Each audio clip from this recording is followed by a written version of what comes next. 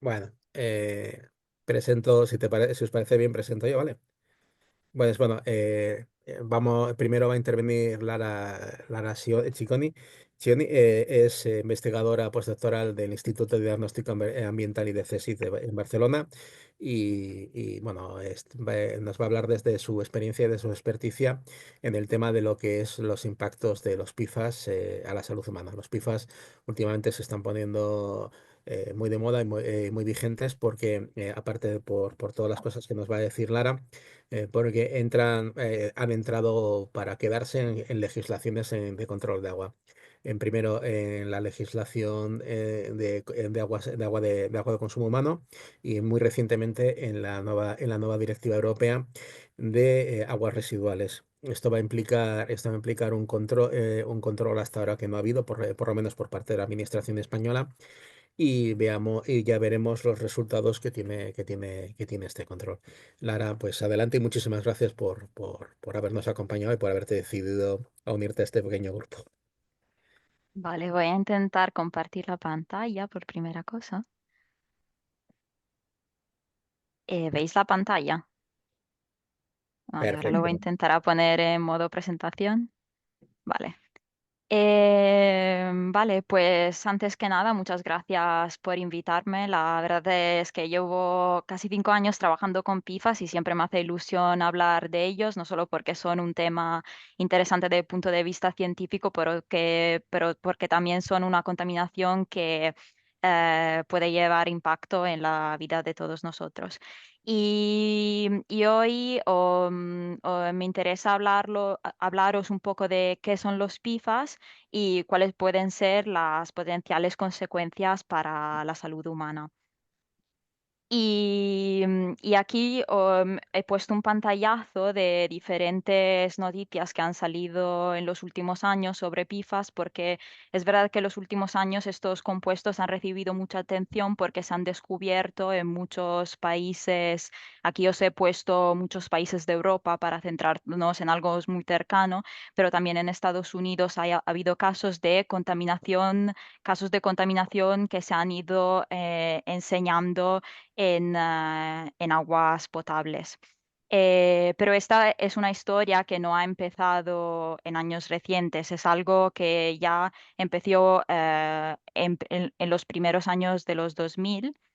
Y aquí y uno de los primeros casos que se llevó a la luz es un caso de contaminación de PFOA, que como veremos es uno de los PFAS, que se descubrió en realidad. Los otros casos que hemos visto antes son casos que se han descubierto porque se han hecho directamente analíticas en aguas y se ha descubierto niveles muy altos de PFAS. Este caso se descubrió porque un agricultor empezó a ver efectos dañinos en sus animales. Y de allí hubo un abogado que se tomó a corazón la causa y empezó am, a luchar para este tema y se llegó a descubrir todo esto porque antes se vieron los efectos y hubo gente que luchó para llevarlo a la luz. Y aquí os he puesto un pantallazo de esta película que se ha realizado sobre este caso porque la verdad es que es muy interesante de ver y toda la historia que cuenta. Pero, ¿qué son los PIFAS? Aquí os pongo la estructura de este PFOA, que es el primer PIFAS que se ha llegado a conocer la contaminación. Imagino que aquí no seréis todos químicos, pero aquí es para daros una idea de un poco cuál puede ser la estructura de estos compuestos.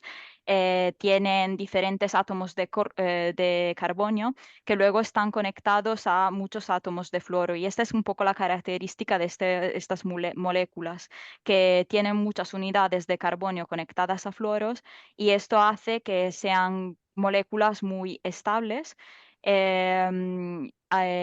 en particular, por ejemplo, el PFOA es muy estable a altas temperaturas, es muy estable también contra agentes químicos y luego por tener conectada a esta unidad química otro grupo que es más polar, son moléculas que tienen propiedades de repelencia al agua y a la grasa a la misma vez. Y entonces todas estas propiedades son muy interesantes de un punto de vista industrial porque se prestan a muchas aplicaciones. Pero los PFAS son una familia de muchos compuestos, no hay solo el PFOA, lo que tienen son todo, hay muchos más, se estima que haya como más de 10.000 PFAS en uso a día de hoy y nada, todo lo que tienen en común son estas unidades de carbonio fluoro.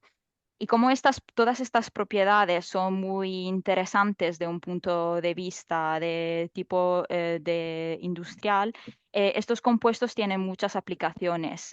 Por primero caso en procesos industriales, porque estas propiedades pueden ser muy útiles para llevar, por ejemplo, a cabo procesos de tipo industrial donde se necesitan usar altas temperaturas, pero también en muchos objetos que usamos en nuestro día a día. Hubo un estudio en 2020 que consiguió recolectar datos y evidenciar que estos tipos de compuestos tienen usos en más de 200 productos que nosotros usamos en todos los días. Y entonces sus ejemplos de uso son, por ejemplo, los textiles impermeables, productos de limpieza, sartenes antiadherentes, cosméticos, las ceras para esquiar y hacer que se pueda esquiar más rápido, envases alimentarios e incluso, no sé, un uso que fue muy curioso leer en este artículo era que se usan también en las cuerdas de guitarras, que te puedes pedir Mm. porque se tendrían que usar pifas en algo así. Y entonces los PFAS se pueden encontrar en prácticamente todos los productos que usamos en nuestro día a día. Y esto, claro, lleva a consecuencia que nosotros como seres humanos podemos ser expuestos a PFAS antes que todo por utilizar estos productos. Se ha demostrado que los PFAS se pueden absorbir a través de la piel y entonces si, por ejemplo, si estamos utilizando una chaqueta que llega a PFAS, podríamos llegar a estar expuestos a PFAS simplemente por el contacto con este tipo de textiles. Pero luego también, siempre hablando de los productos, una vez que estos productos entran en toda el proceso de gestión de residuos, una vez que estos entran en el medio ambiente, pues pueden llegar a desprender estas sustancias en el medio ambiente. Y luego otra ruta por los cuales los PFAS se pueden desprender al medio ambiente es directamente en procesos industriales, que son los procesos de producción de PFAS, que es lo más intuitivo a lo que podemos pensar, pero también procesos industriales en los que se utilizan estos compuestos.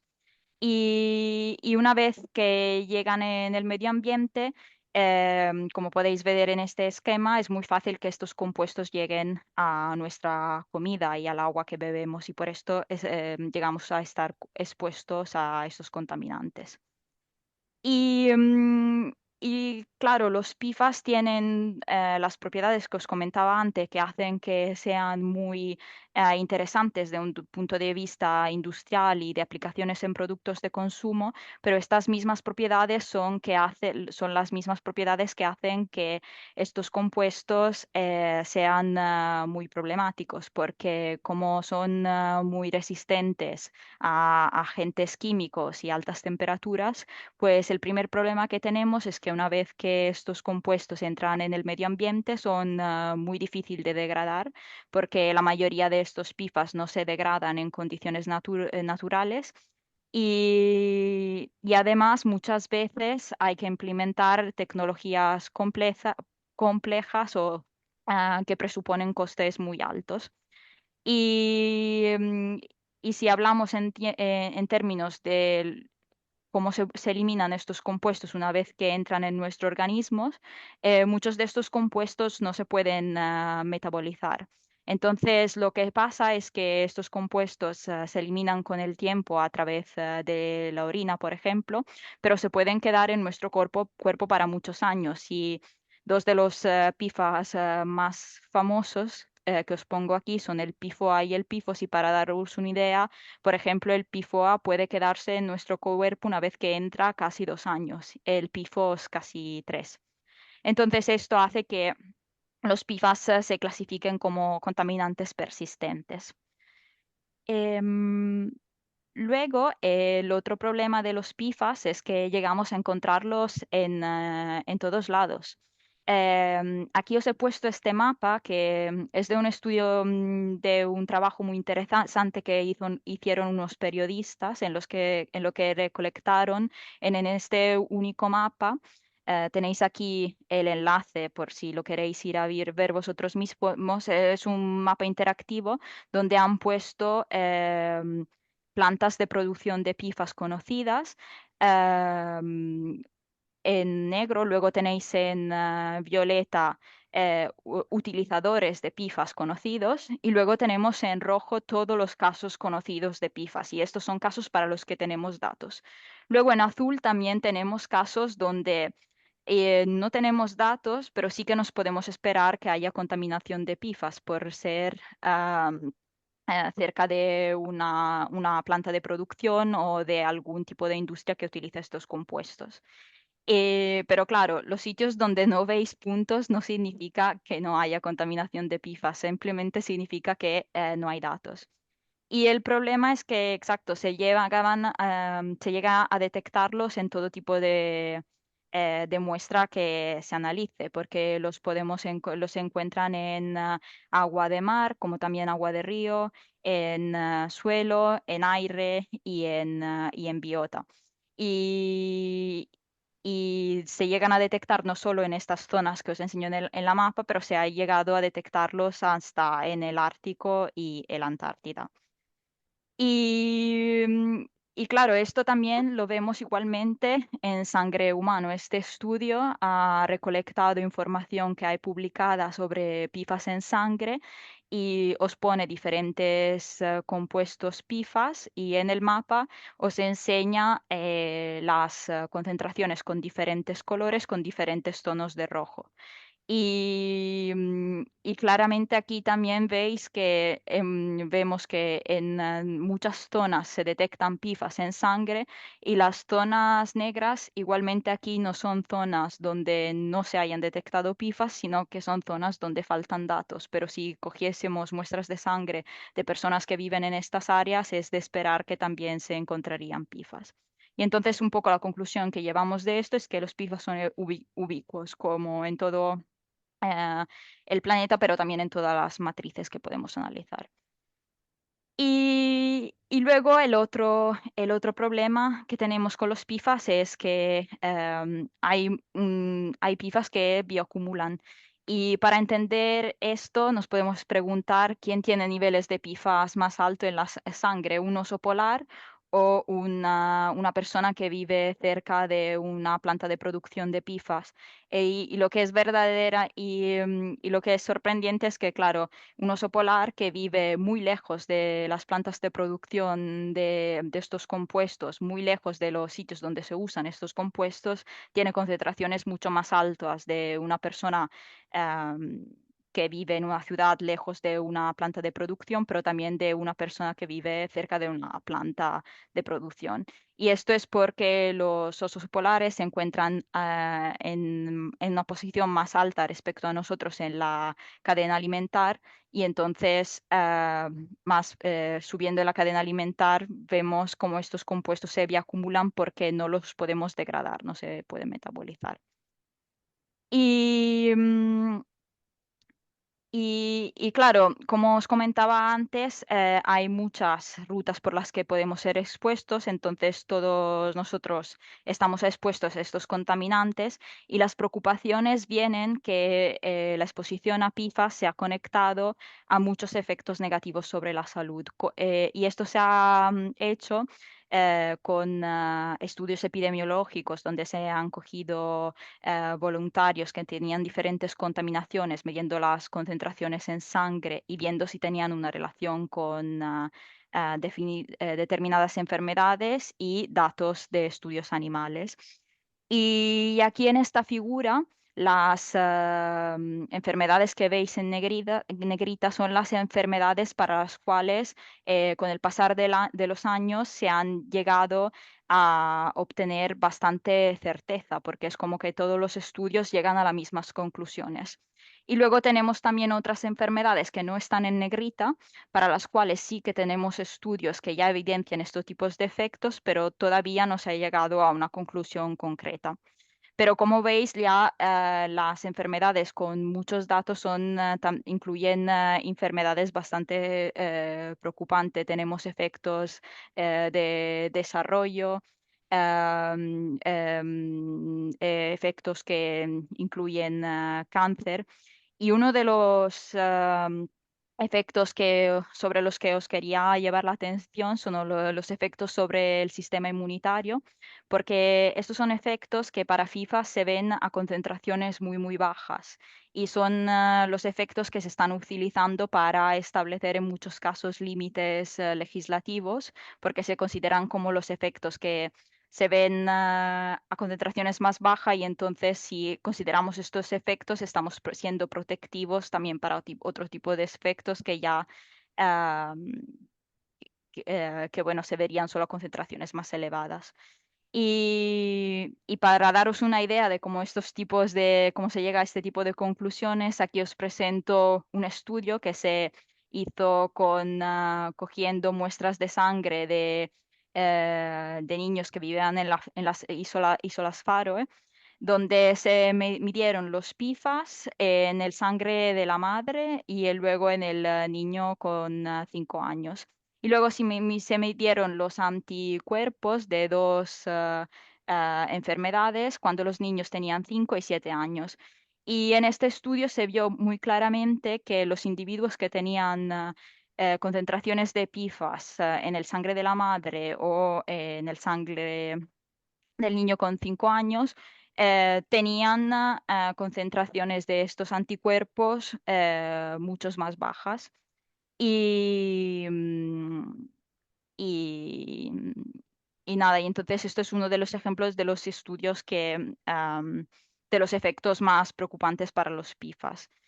Y, y esto con otras evidencias de estudios animales es algo que los efectos en el sistema inmunitario también los he llevado como ejemplo porque son algo que han ayudado a clasificar dos de los PIFAs, el PIFO-A y el PIFOS, uno como carcinogénico para los humanos y uno como posiblemente carcinogénico, que son considerados algunos de los efectos más graves para estos tipos de sustancias. Y entonces, si ponemos todas estas características juntas, lo primero que los PIFAs son persistentes, que los PIFAs son ubicuos, que se bioacumulan y que son tóxicos, hemos llegado a que tres de estos compuestos se hayan clasificado como POPs. ¿Qué significa esto? Que son contaminantes orgánicos persistentes y estos se regulan bajo la Convención de Estocolmo, que es un tratado a nivel internacional que, como veis, incluye casi todos los países del mundo. Justo ahora es noticia de hace poco que los Estados Unidos han salido, pero si no fuera para ellos, veis que casi todo el mapa es azul. Y han entrado a hacer parte de la Convención de Estocolmo tres PIFAs, que son el PIFOS ya a partir de 2019, de 2009, el PIFOA de 2019, el PFHXS de 2022 y luego tenemos también propuesta que otros PIFAs lleguen a entrar a hacer parte de esta convención. Pero aquí os he puesto las fechas para daros una idea que la legislación de estos compuestos es algo que va muy lento porque sabemos que los PIFAs son un problema a partir de primeros años 2000, pero algunos de estos se han legislado solo hace pocos años. Y claro, y si miramos un poco a la historia de PIFAS, esos son los compuestos que se han empezado a producir de los años 30 y 40 y su producción ha ido aumentando a lo largo empezando de los años 50 hasta el día de hoy. Y claro, como veis, ya había preocupaciones para la salud desde los primeros años 70, solo que estos eran datos que no eran públicos.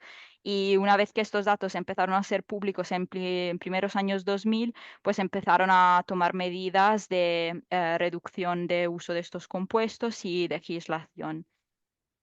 Em, Y claro, y como todo esto puede ser muy decepcionante, aquí me gustaba poneros un caso positivo, entre comillas, porque claro, porque aquí en mi doctorado analicé muestras de sangre de personas que viven en Tromsø, que es una pequeña ciudad en el norte de Noruega, y tuvimos la suerte de tener muestras de 1986, 2007 y 2015. Y lo que vimos es que en estas muestras los niveles de PFAS reflejaban claramente la historia de estos compuestos, porque entre 1986 y 2007 las concentraciones de estos compuestos crecían en las personas y luego de 2007 a 2015, cuando se empezaron a tomar las primeras medidas de regulación para estos compuestos, las concentraciones ya empezaron a bajar. Y aquí os ponía un poco más en detalle los compuestos para los que se ve claramente que bajan, que son los que os mencionaba antes, que se han legislado en la Convención de Estocolmo, que son los que en esta figura veis en rosa. Y veis claramente que de 2007 a 2015 han bajado, demostrando que una vez que estos compuestos se han legislado, pues las concentraciones en humanos ya han empezado a bajar. Pero la historia de PIFAS no ha acabado con este tipo de legislación, porque como os mencionaba antes, esta es una clase muy amplia de compuestos y mientras a inicio de años 2000 esto eran solo unos pocos compuestos que incluían mayoritariamente los que veis en este cuadrado en azul, en verde. Ahora existen más de 10.000 compuestos, porque lo que ha pasado es que una vez que se han legislado los que han empezado a llamar la atención en años 2000, pues se han empezado a hacer cambios en las estructuras para obtener compuestos diferentes. Y en esta figura lo que podéis ver es que en estudios en diferentes partes del mundo y con diferentes tipos de muestras, ya se está empezando a ver que los compuestos, la parte en verde son los compuestos ya legislados. Ahora no son solo una parte minoritaria de los PIFAS que se encuentran en en estas muestras, y esto por un lado es positivo, pero por otra parte vemos que el resto de que hay una cantidad mayoritaria de PIFAS que son nuevos y para los que todavía no tenemos muchas informaciones sobre los efectos. Entonces, esto es algo que nos lleva a pensar que los nuevos PIFAS también puedan ser problemáticos como los anteriores. Y, y aquí os enseño un estudio que se ha llevado a cabo en aguas potables hace pocos años. Son aguas potables de Holanda. Y lo que se ha visto aquí es que se continúan a detectar los PIFAS que se han legislados, pero ahora se empiezan a detectar en concentraciones más altas es las barras amarillas que veis en este gráfico, que son los ultra short PIFAS, que son algunos PIFAS que se han empezado a producir como alternativa, pensando que pudiesen ser más seguros, pero ya estamos empezando a ver que se empiezan a acumular, por ejemplo, en el agua. Y aquí estas concentraciones se comparan con niveles de regulación de PFAS en aguas potables. Los límites de regulación son las líneas horizontales que veis en este gráfico. Y las áreas que veis en azul clarito serían los compuestos que ya están regulados. Entonces, si solo miramos a estos PFAS, se podría considerar el agua segura y bajo de los límites legislativos. El problema viene cuando ya empezamos a añadir los ultra short PFAS, que son algo que se está empezando a medir solo ahora. Y estos son la área que veis en amarillo. Y como veis, si consideramos también solo estos compuestos, ya estamos en algunos casos sobre los límites. Entonces,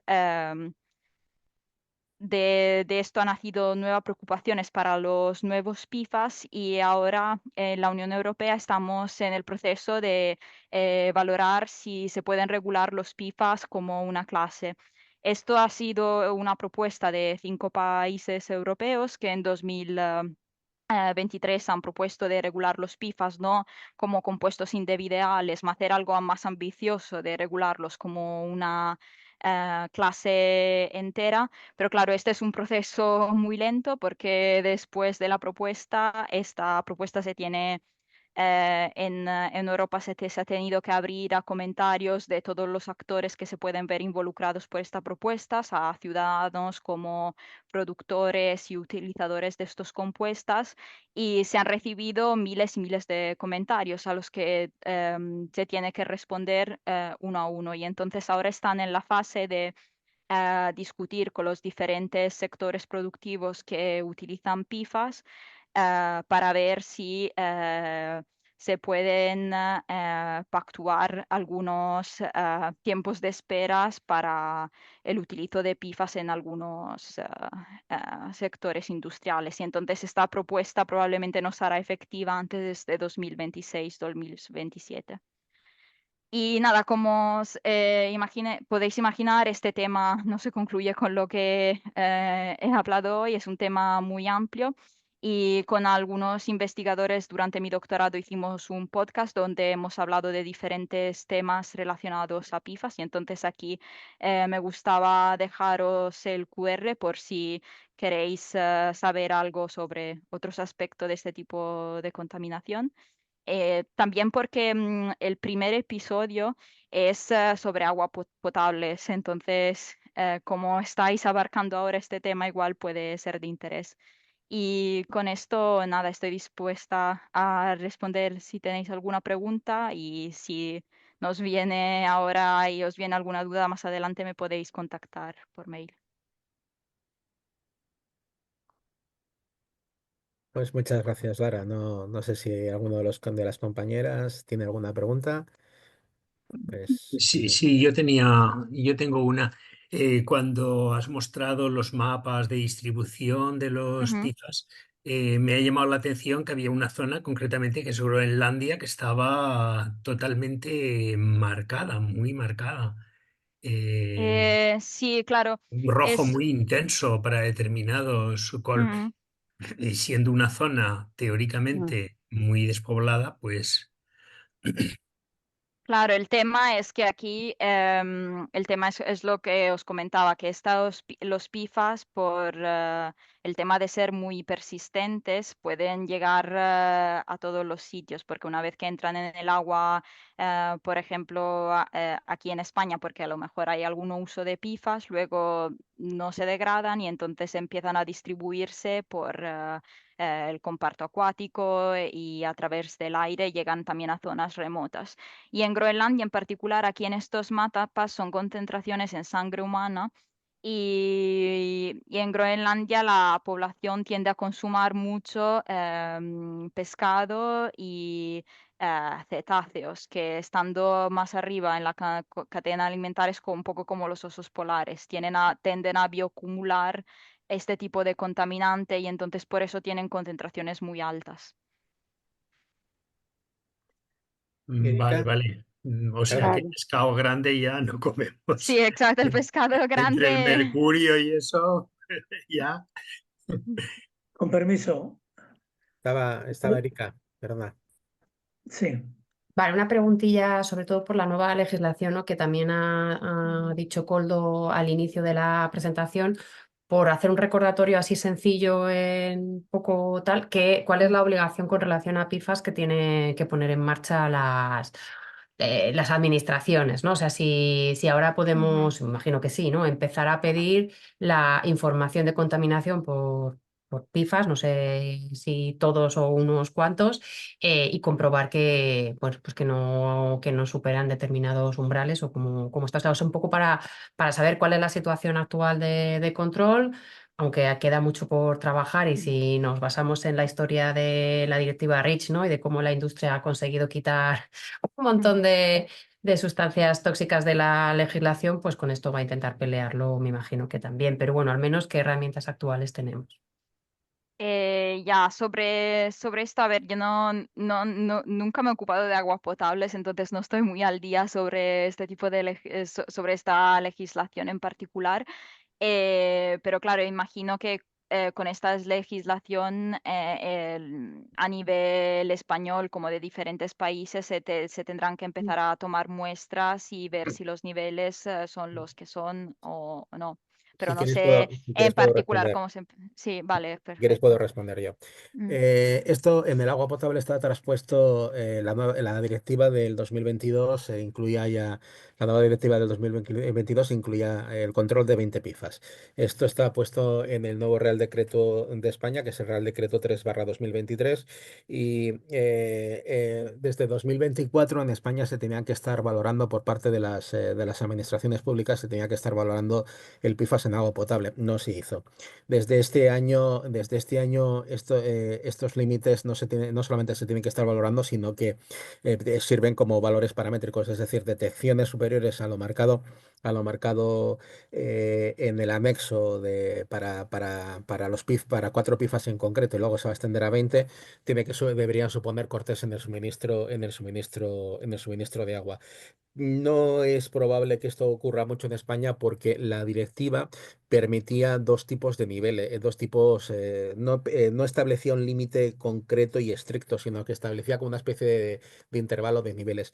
Y, por ejemplo, los niveles escogidos por España son aproximadamente entre 10 y 20 veces más laxos que los niveles escogidos por Suecia. Nosotros, desde Químicos, Quistiñe y yo, estuvimos preguntando en 2024 aproximadamente a una capital de provincia bueno, por cada una de las provincias. Ninguna la estaba midiendo.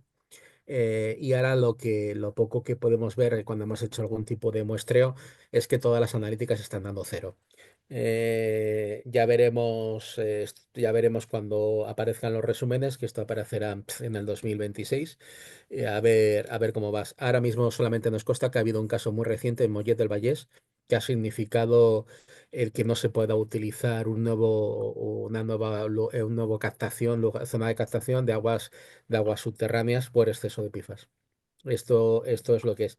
Y ahora mismo, con la nueva directiva de aguas residuales, todavía no está traspuesta a la legislación española, se introduce el control de depuración de PFAS, que esto va a suponer eh, un esfuerzo analítico por parte de las administraciones y los operadores, y ya veremos cómo se va llevando en la realidad.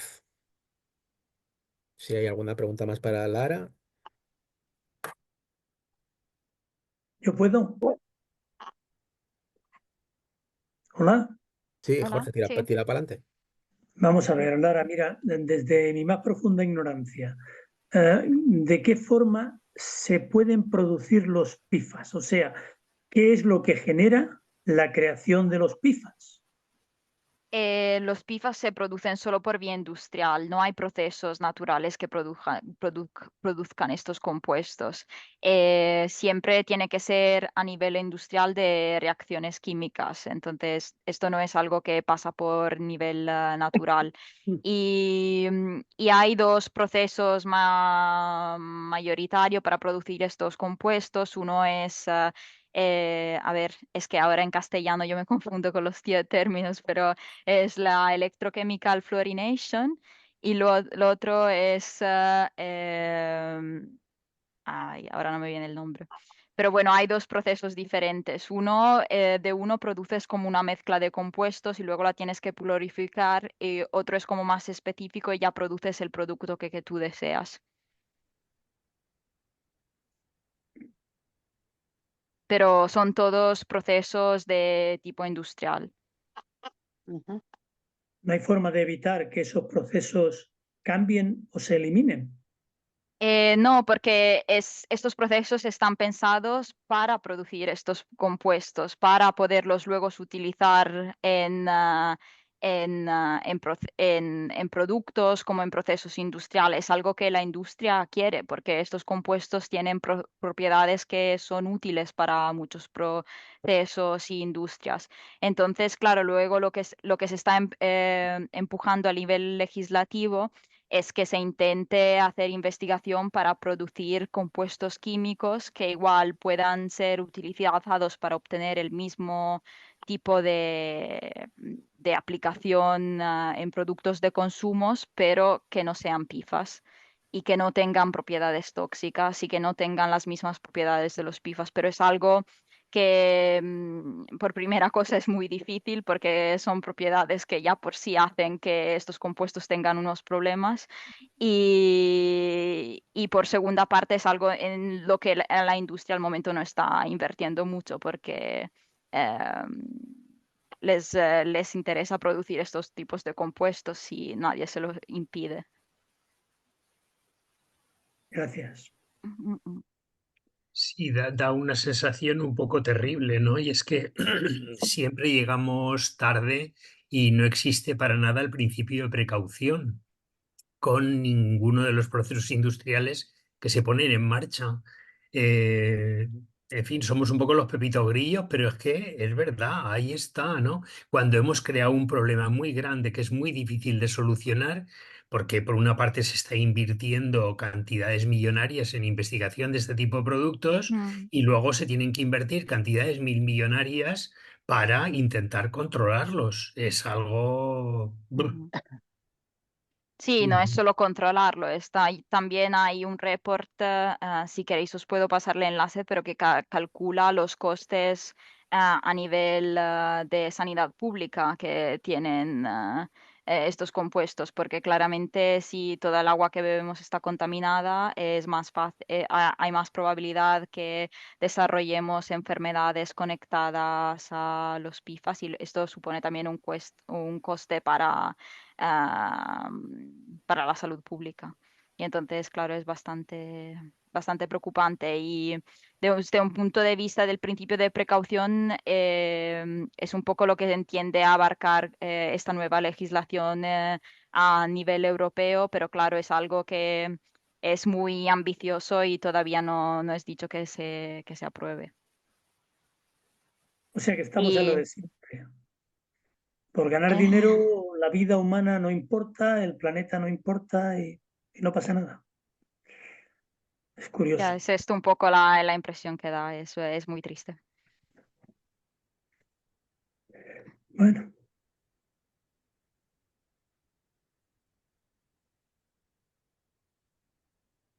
Sí, ¿hay alguna pregunta más para Lara? O si no, Ujú. al Sí, yo final. quería preguntarle, ¿puedo?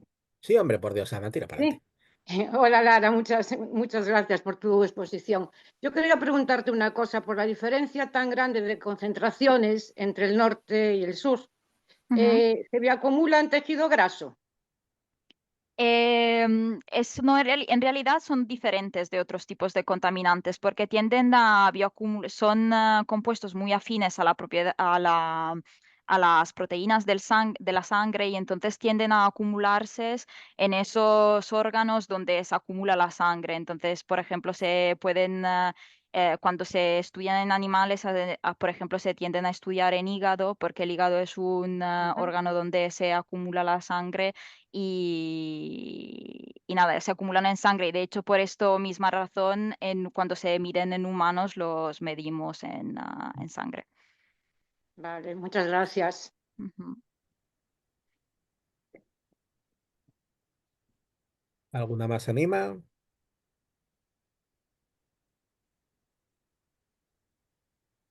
Nada, simplemente una puntilla con el tema de la legislación. La directiva de sustancias prioritarias, que depende de la directiva marco, desde hace bastante tiempo, obliga a las administraciones, incluidas todas las confederaciones geográficas, a evaluar el PIFOS. Esto se está haciendo poquísimo en España, pero el mapa que habéis visto antes de Europa, con todos los puntos azules que eran en agua, son datos dados por Ecologistas en Acción. Ujú. Y simplemente que en aquellos puntos en los que se está analizando, que principalmente es en el País Vasco, los datos que se obtienen en biota, en truchas, se están obteniendo valores muy superiores a los valores, a la norma de calidad ambiental permitida por la directiva Entonces, esto, aunque en España probablemente el problema no es tan importante como en otros países que han tenido bueno, que han tenido y que tienen grandes industrias productoras de PFAS y que han tenido algún desastre. Bueno, esto es una contaminación ubicua que también está sucediendo de una u otra forma de una u otra forma en España, porque cosas tan sencillas como el hilo de dientes, la mayoría de los hilos dentales están recubiertos de PFAS para que deslicen. Entonces es Ya. algo bastante común. Mm.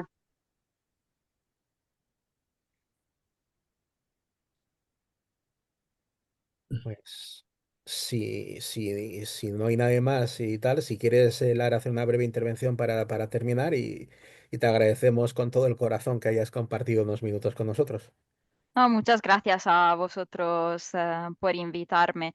Y nada, sí, sé que puede parecer muy decepcionante, pero claro, me gustaría cerrar con lo que dije antes, que si estas sustancias se regulan, sí que vemos que las concentraciones en el medio ambiente y en seres humanos disminuyen. Entonces, yo creo que el objetivo tiene que ser intentar regular estos tipos de contaminantes, porque muchas veces se dan indicaciones para estar menos expuestos. Por ejemplo, se dice comer menos pescado y estos tipos de indicaciones que sí pueden ser interesantes de punto de vista individual, pero creo que el objetivo tiene que ser regular este tipo de sustancias y nada, muchas gracias Muchas gracias. por la invitación. Y un pequeño Cualquier favor, cosa, si queréis, me podéis contactar por mail, la he dejado al y final un de pequeño la favor, Lara, presentación. si te parece bien y tal, si nos puedes compartir la presentación, que nosotros la colgaríamos en el repositorio que tenemos de agua, pues te Vale, estaríamos muy agradecidos. vale, te la Venga, envío en los siguientes días. muchísimas gracias, Lara, y de Muchas, nuevo un abrazote muy fuerte. muchas gracias. Perdonad Hasta luego.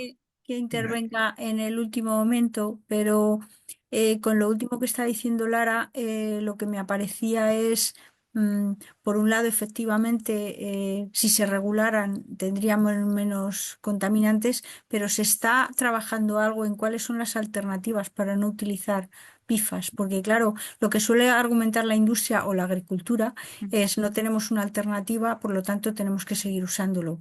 Y esconden el problema y esa presión de lobby que hacen hace que los gobiernos, por un lado, no legislen y por otro lado no midan, con lo cual si no miden, pues no estamos viendo dónde está el problema. Entonces, ¿algo nos puedes decir en relación a qué otras cosas se pueden hacer en lugar de usar PFAS? Sí, a ver, yo no sabría hacerte ejemplos específicos, pero sé que se están intentando desarrollar compuestos que puedan tener las mismas propiedades desideradas a nivel industrial, pero que no tengan las mismas propiedades dañinas de los PFAS. Luego también otros intentos que se hacen, por ejemplo, es en procesos industriales intentar volver a diseñar el proceso para que no se tengan a usar compuestos químicos, pero que se introduzcan, por ejemplo, barreras o otro tipos de soluciones. Pero claro, no es un proceso fácil y la verdad es que no se invierte lo suficiente en este tipo de investigación. Pues muchas gracias, Lara, y ya sé que tenías ahora otra ocupación, otra cita, pues de nuevo Sí, muchas gracias. lo siento, pero bueno, muchas gracias. Ya, otra vez. Pues Gracias a bueno, pues ahora pasamos simplemente una pequeña anécdota. Esto se utiliza también en pesticidas. Hay varios pesticidas que son PFAS y también pasan al agua. El año pasado, en colaboración ecologistas, en colaboración con Pan Europe, hizo mediciones de un metabolito de PFAS en un pueblo de La Rioja que se llama Santurde, de 200 habitantes, en el que en las cercanías no hay ninguna industria ni de lejos. Hicimos medición en aguas superficiales, subterráneas y agua de grifo. En los tres matrices salió un nivel de PFAS, un nivel de TCA, de este metabolito de degradación, bastante superior a lo que sería permisible legalmente. Entonces, es decir, que es un problema que parece nimio, pero ¿cuál es el tema? Que el TCA no está regulado, pero bueno, que aparece por todas partes. Y después de este bonito pasamos a dos compañeros, eh, a Jorge y a Nacho, que nos van a hablar de un contaminante no tan novedoso, con una legislación bastante más antigua y que es ubicuo por todas partes, Yo simplemente una anécdota de este tema, por ejemplo, el municipio de Milladero en Málaga ha llevado sin agua potable por nitratos más de 2 años. Datos que nos pasaron bueno, después de una lucha con consejos de transparencia, nos han pasado que en el año 2000, del año 2022 a mediados del año 2024, el Ayuntamiento de Milladero, que es un pueblo de 2.000 habitantes, ha distribuido 2.800.000 litros de agua en cisternas.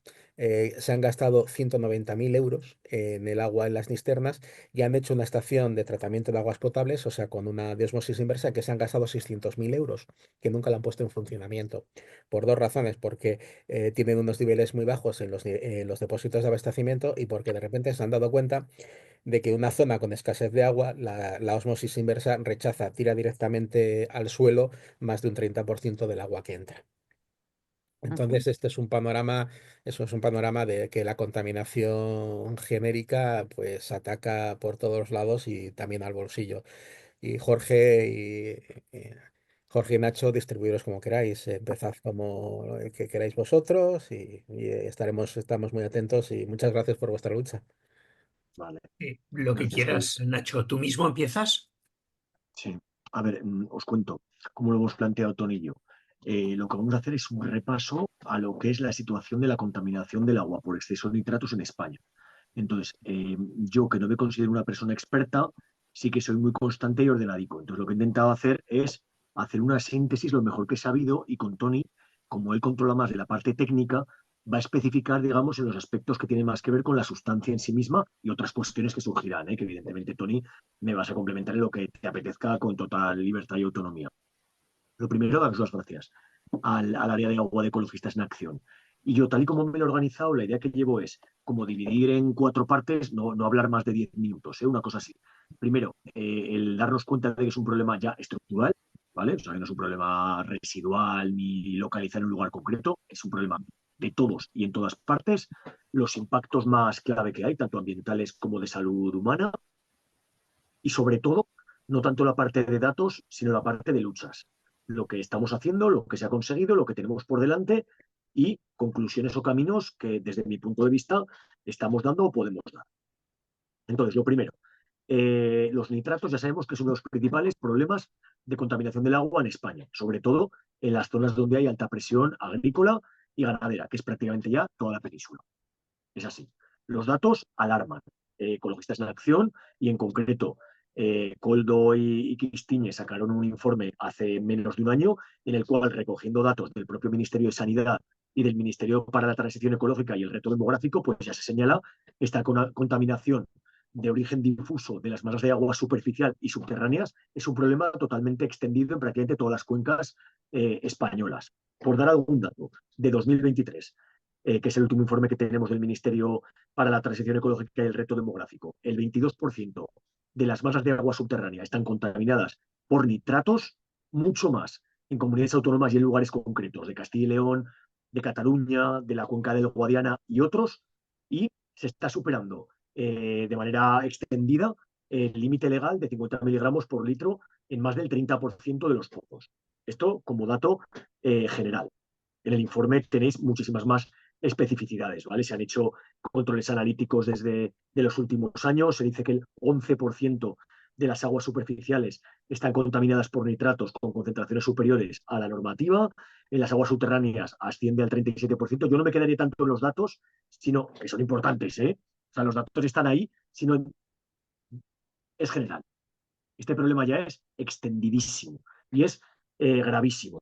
Se habla, según los últimos datos del Ministerio de Sanidad, que son 171 municipios los que no pueden beber agua de grifo porque ya no es potable. O sea, los responsables de las redes de distribución de agua potable no la pueden suministrar porque los valores superan la normativa. Esto afecta a más de 200.000 personas. Estos datos yo creo que son mucho menos de lo que son. Seguramente será mucho más, pero son los datos oficiales. Y lo que decimos en el último informe de ecologistas es incluso cuestionamos el límite máximo de estos 50 miligramos por litro de nitratos como el límite que debería estar, ¿no? O sea, creemos que la legislación europea y española no es lo suficientemente preventiva como debiera concluirse para proteger la salud humana, sabiendo que ya hay riesgos claros de enfermedades relacionadas con el exceso de los nitratos. De hecho, como antes decía Coldo, hay trabajo voluntario, que no es trabajo digamos, jurídico, ni es trabajo más que de ciencia humanista, ¿no? O de ciencia popular, que sí que demuestran que el control analítico de las administraciones competentes está siendo insuficiente. Entonces, la primera demanda que yo os transmito es que tenemos que exigir mayores controles. Antes hablábamos del principio de precaución y es evidente que si contaminamos el agua de las fuentes públicas y de los manantiales, nos estamos cargando el agua potable del presente y del futuro. Desde que me dijo Koldo hacer la charla, desde que me lo recordó la semana pasada, dije, a ver qué noticias hay sobre los nitratos. A ver si este es un tema muy poco conocido o es un tema que está más en la opinión pública. Y tanto que está en los medios de comunicación. Os voy a dar algunos titulares de esta semana. Cataluña declara 8 nuevos municipios vulnerables por acuíferos contaminados. El 76% de los acuíferos que dependen de la Generalitat están en mal estado. Casi 2 de cada 3 masas de agua subterránea gestionadas por la Generalitat están en mal estado por la mala calidad o la escasez de cantidad del agua. Y os podría hablar de nuevos municipios como Corbera d'Ebre, Gavet de la Conca, Jorba, Marçà, el Pla de Santa María, el Perelló, Pons o Sant Sadurní d'Anoia, como municipios que ya están con problemas serios de exceso de nitratos. El 41% de los acuíferos de Cataluña están en mal estado químico por nitratos, según los últimos datos de 2023 de la Agència Catalana de l'Aigua, sobre todo en comarcas como Osona o Lleida, donde evidentemente la ganadería porcina tiene un peso gigantesco y se ha multiplicado por 5 en los últimos 20 años. Noticia de esta semana, de periódicos no alternativos, periódicos masivos. Navarra proyecta designar 8 nuevas zonas vulnerables a la contaminación por nitratos. Ha sometido el Gobierno de Navarra a exposición pública el proyecto de decreto foral para revisar la designación de nuevas zonas vulnerables por nitratos procedentes de fuentes agrarias, y los nuevos criterios cuenta con 12 nuevas zonas vulnerables. O sea, una superficie que era de 100.000 hectáreas va a pasar a casi 250.000 hectáreas vulnerables. O sea, una zona grande de la Rioja Mendavia, del río Iranzu, de la cuenca del arroyo de Río Mayor, la cuenca del Argamedio, la cuenca del río Linares, la cuenca del río Jusla-Peña, el aluvial del Aragón en torno a Sangüesa, las aguas subterráneas de la Sierra de Lóquiz o el aluvial del río Ega. Otra noticia de esta semana. La Comunidad de Murcia anuncia que va a hacer 500 inspecciones en explotaciones para el control de zonas vulnerables a contaminación por nitratos, que de repente se han dado cuenta en el Gobierno de Murcia que tienen que cumplir la ley. Y entonces, tal y como está la recuperación y la protección del Mar Menor, pues tienen que cumplir con su propio programa de actuación de zonas vulnerables a la contaminación por nitratos y a su propio código de buenas prácticas agrarias. ¿Esto qué quiere decir? Que a día de hoy no lo controlaban, porque el anuncio es que lo van a empezar a controlar. 2025. Otra noticia. Ecologistas de Acción en Zamora eleva a 12 el número de pueblos afectados por la contaminación por nitratos en el agua. Antes había 2 en su provincia, ahora hay 12 más. Cañizal, Castronuevo, Coreses, Molacillos, Montamarta, Pajares de la Lampreana, Piedrahita de Castro, San Cebrián de Castro, Valdefinjas y Villalubre. Según la propia Junta de Castilla y León, en el año 2022 tuvieron que repartir botellas de agua en 88 municipios de su comunidad autónoma. Y acabo con una noticia en positivo de los últimos días, y es que una comunidad rural galega ha presentado una demanda pionera por la inactividad de la Xunta y por otros entes públicos frente a la contaminación ganadera. Un grupo de 9 demandantes, entre los que principalmente está la gente de la zona, junto a la Confederación de Usuarios y Consumidores, la CECU, Amigas de la Tierra, Client Health y otras, pues bueno, han llevado a las autoridades galegas a la justicia por permitir durante décadas la contaminación del embalse As Conchas en Ourense. Y esta noticia es muy buena, porque es muy difícil delimitar quién contamina, qué contamina y dónde. Y solamente el hecho de que se haya aceptado este procedimiento judicial es muy interesante, porque se está señalando directamente las industrias de la cría intensiva de ganado de porcino y aviar, la inactividad de las autoridades y todos los problemas hídricos que está habiendo en ese pantano, ¿no? Y en ese embalse. Sigo. ¿De dónde vienen los nitratos? Pues es bastante claro, ¿no? Antes comentaba la compañera de los otros contaminantes que vienen de la industria química, en este caso claramente vienen de la agricultura intensiva y de la ganadería industrial. Es decir, un uso abusivo de los purines y de los fertilizantes sintéticos, los fertilizantes orgánicos o químicos. Se está produciendo mucho, se está primando la productividad, la competitividad de las explotaciones necesitan más kilos de producto, más cosecha, los precios no los controlan, entonces lo que necesitan es más insumos, más contaminación, menos control, menos capacidad de agricultores y ganaderos de gestionar bien sus purines y sus fertilizantes químicos. España es el mayor consumidor de la Unión Europea de fertilizantes sintéticos. 2,5 millones de toneladas al año. Esto en Andalucía, por ejemplo, en los olivares y en las freseras, fundamentalmente, son las que contaminan los acuíferos de Doñana.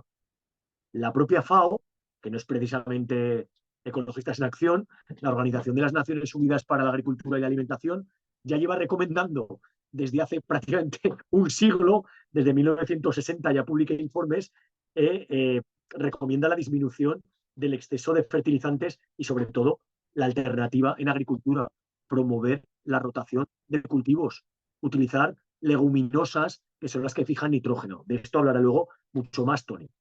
Y la otra parte, la otra fuente de contaminación son los purines de la ganadería industrial, fundamentalmente porcina, vacuno y avícola. En el caso del cerdo, ojo, 56 millones de cerdos sacrificados solamente en el año 2023 en España.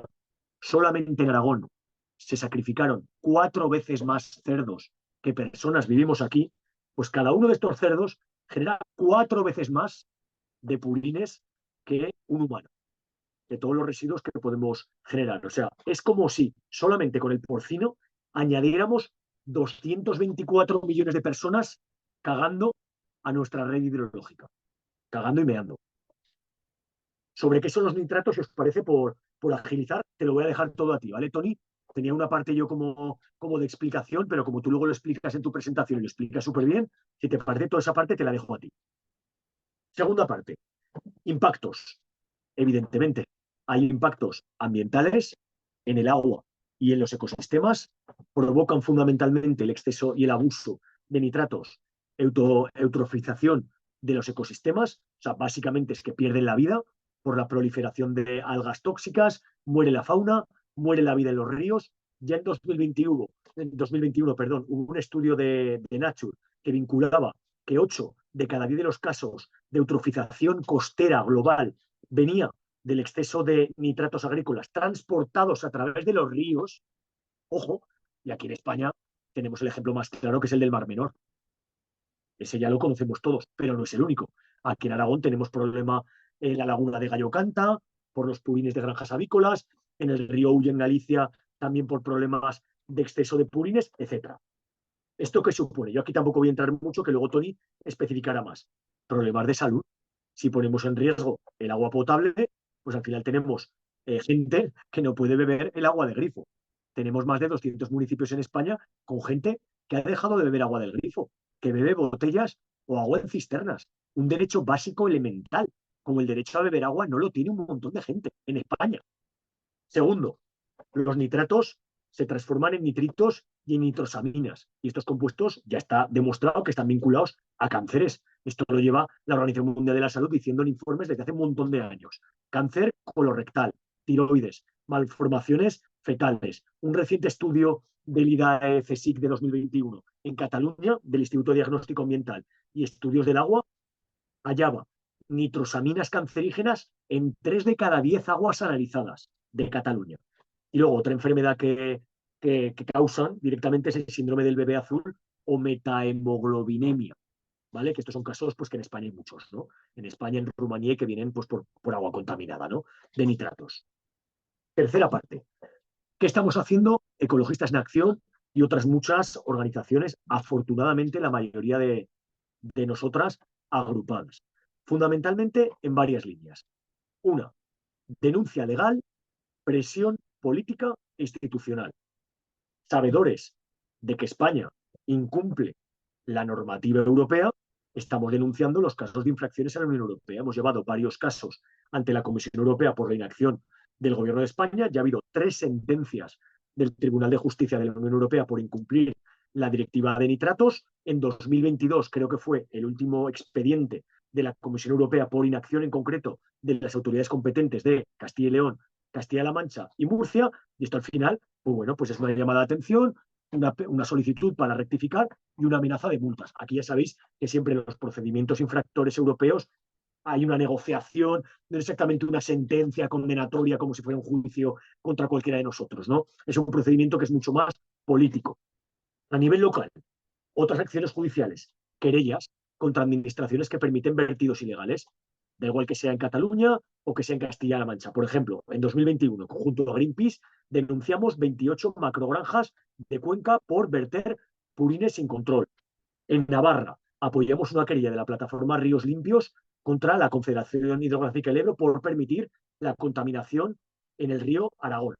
Segunda línea, la movilización social.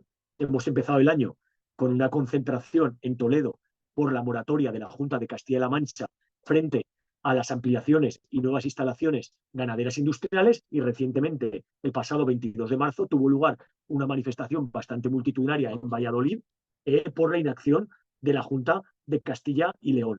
Ha habido también en España campañas emblemáticas contra, sobre todo, los grandes proyectos industriales, como puede ser el de Noviercas, Soria, el macroproyecto de 20.000 vacas lecheras que de momento hemos parado y que hubiera generado 100 millones de litros contaminados por purines cada año.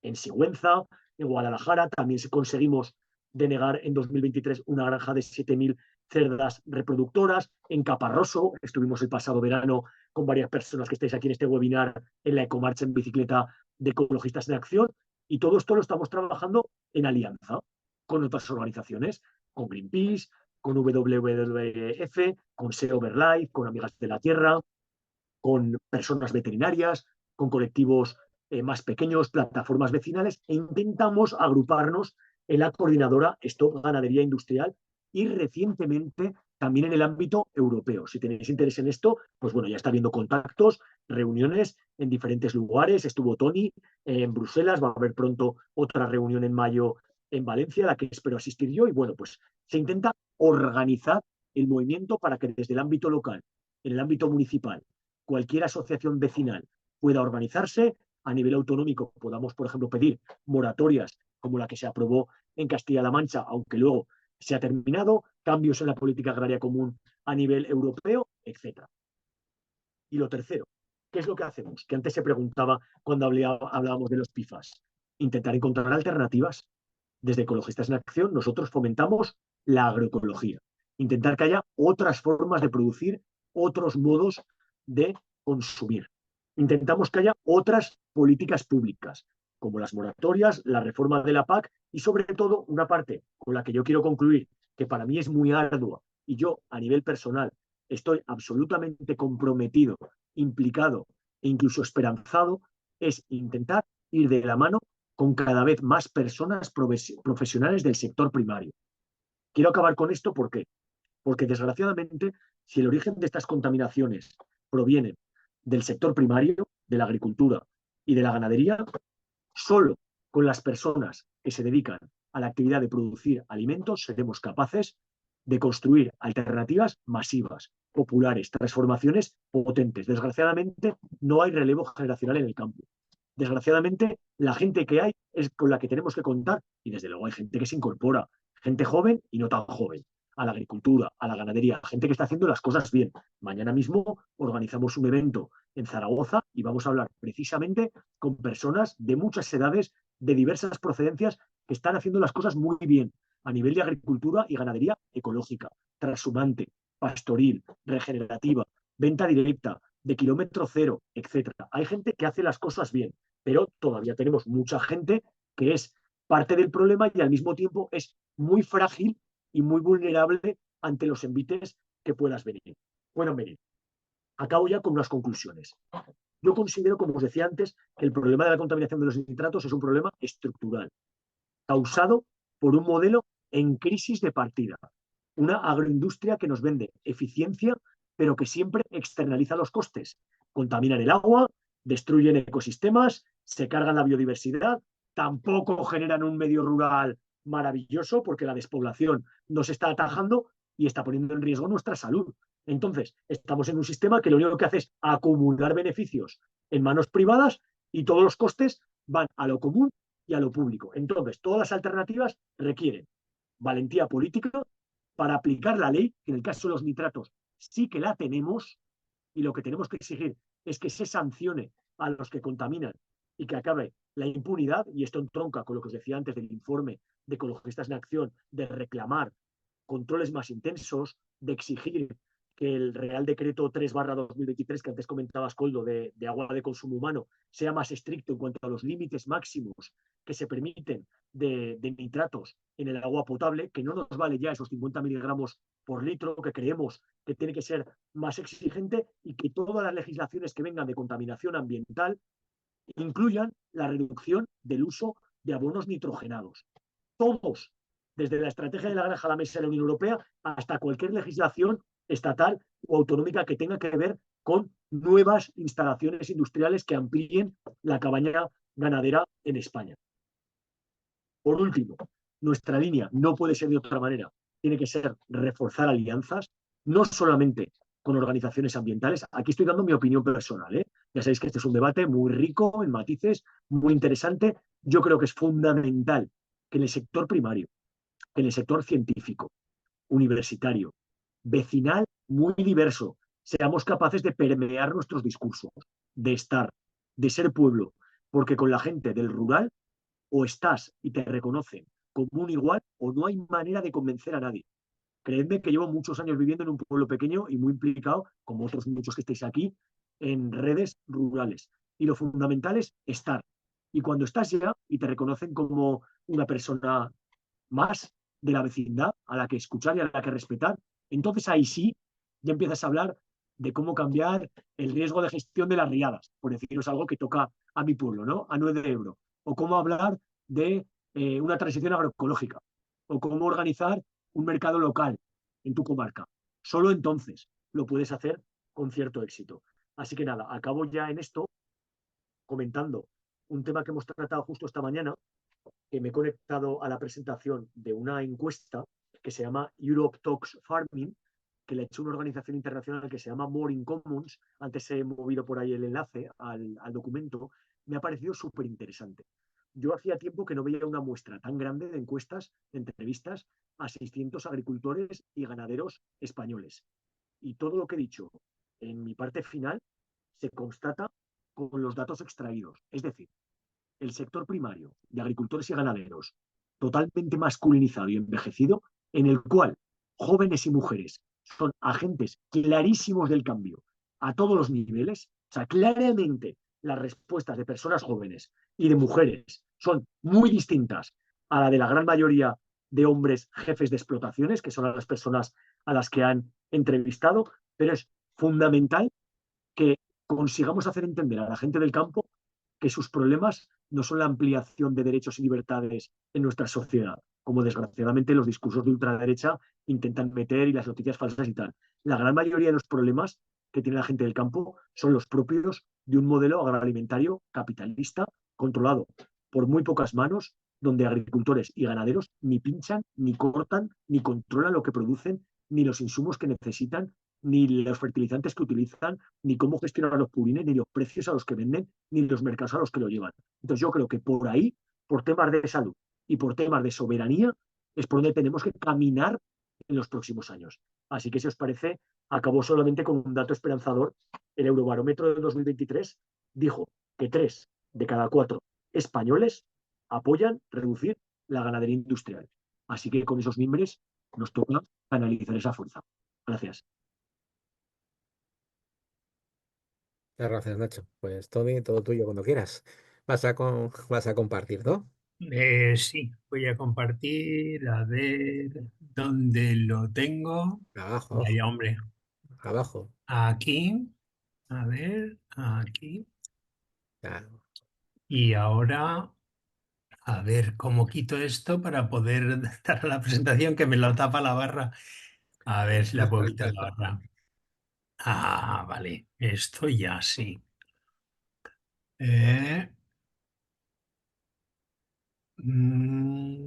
Presentación y...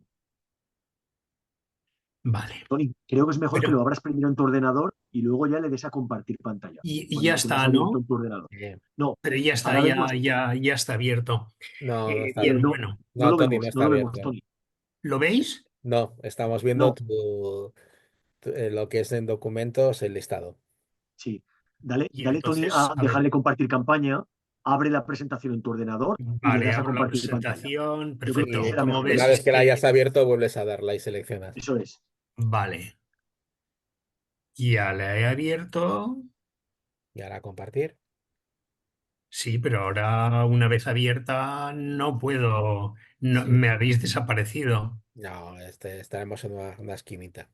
No, no, en mi Minimiza, minimiza, ordenador no minimiza, lo estáis admitiendo. minimiza la presentación.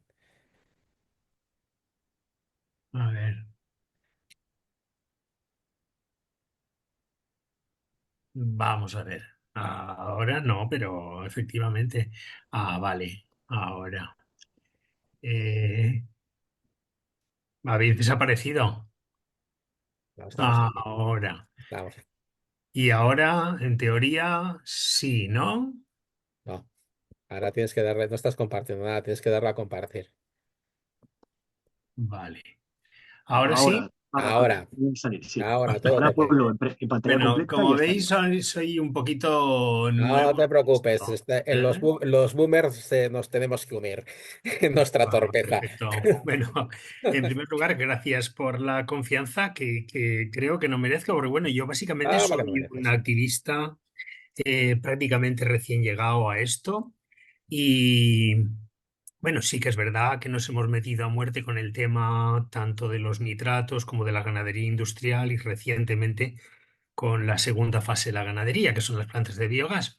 Entonces, bueno, yo quería marcar un poquito el tema, básicamente entendiendo un poco lo que es el ciclo del nitrógeno en la Tierra. En la Tierra hay varios ciclos, el ciclo corto del carbono, el ciclo del nitrógeno, etcétera, etcétera, ¿no? Y concretamente este es el que nos ocupa. Entonces, bueno, empiezo aquí por lo que es la estructura atómica del nitrógeno, siete protones, siete neutrones, siete electrones. Y para haceros notar que en la última capa, que es la capa de valencia, pues ahí existen tres electrones que están sueltos, no están emparejados, ¿no? Esto hace que este átomo va a necesitar irremediablemente unirse con otro para buscar estabilidad, ¿no? Y es así como surge el dinitrógeno, que es el nitrógeno gaseoso, que es el que tenemos, ¿no? Donde comparte tres electrones con otro átomo de nitrógeno en un enlace covalente que es súper fuerte, súper difícil de romper. Es por eso que el nitrógeno gaseoso, los seres vivos no pueden hacer nada con él y entonces tiene que suceder algo para que la vida lo aproveche, ¿no? Bueno, curiosamente es el gas más abundante en la atmósfera, es decir, el 78,084% es nitrógeno, ¿no? Eh, y el enlace que tiene es uno de los más fuertes porque aquí tengo, por ejemplo, son 941 kilojulios por mol, ¿no? Es decir, es un enlace que creo que me parece que otro que lo supera es el del carbono-oxígeno, pero es de los más fuertes.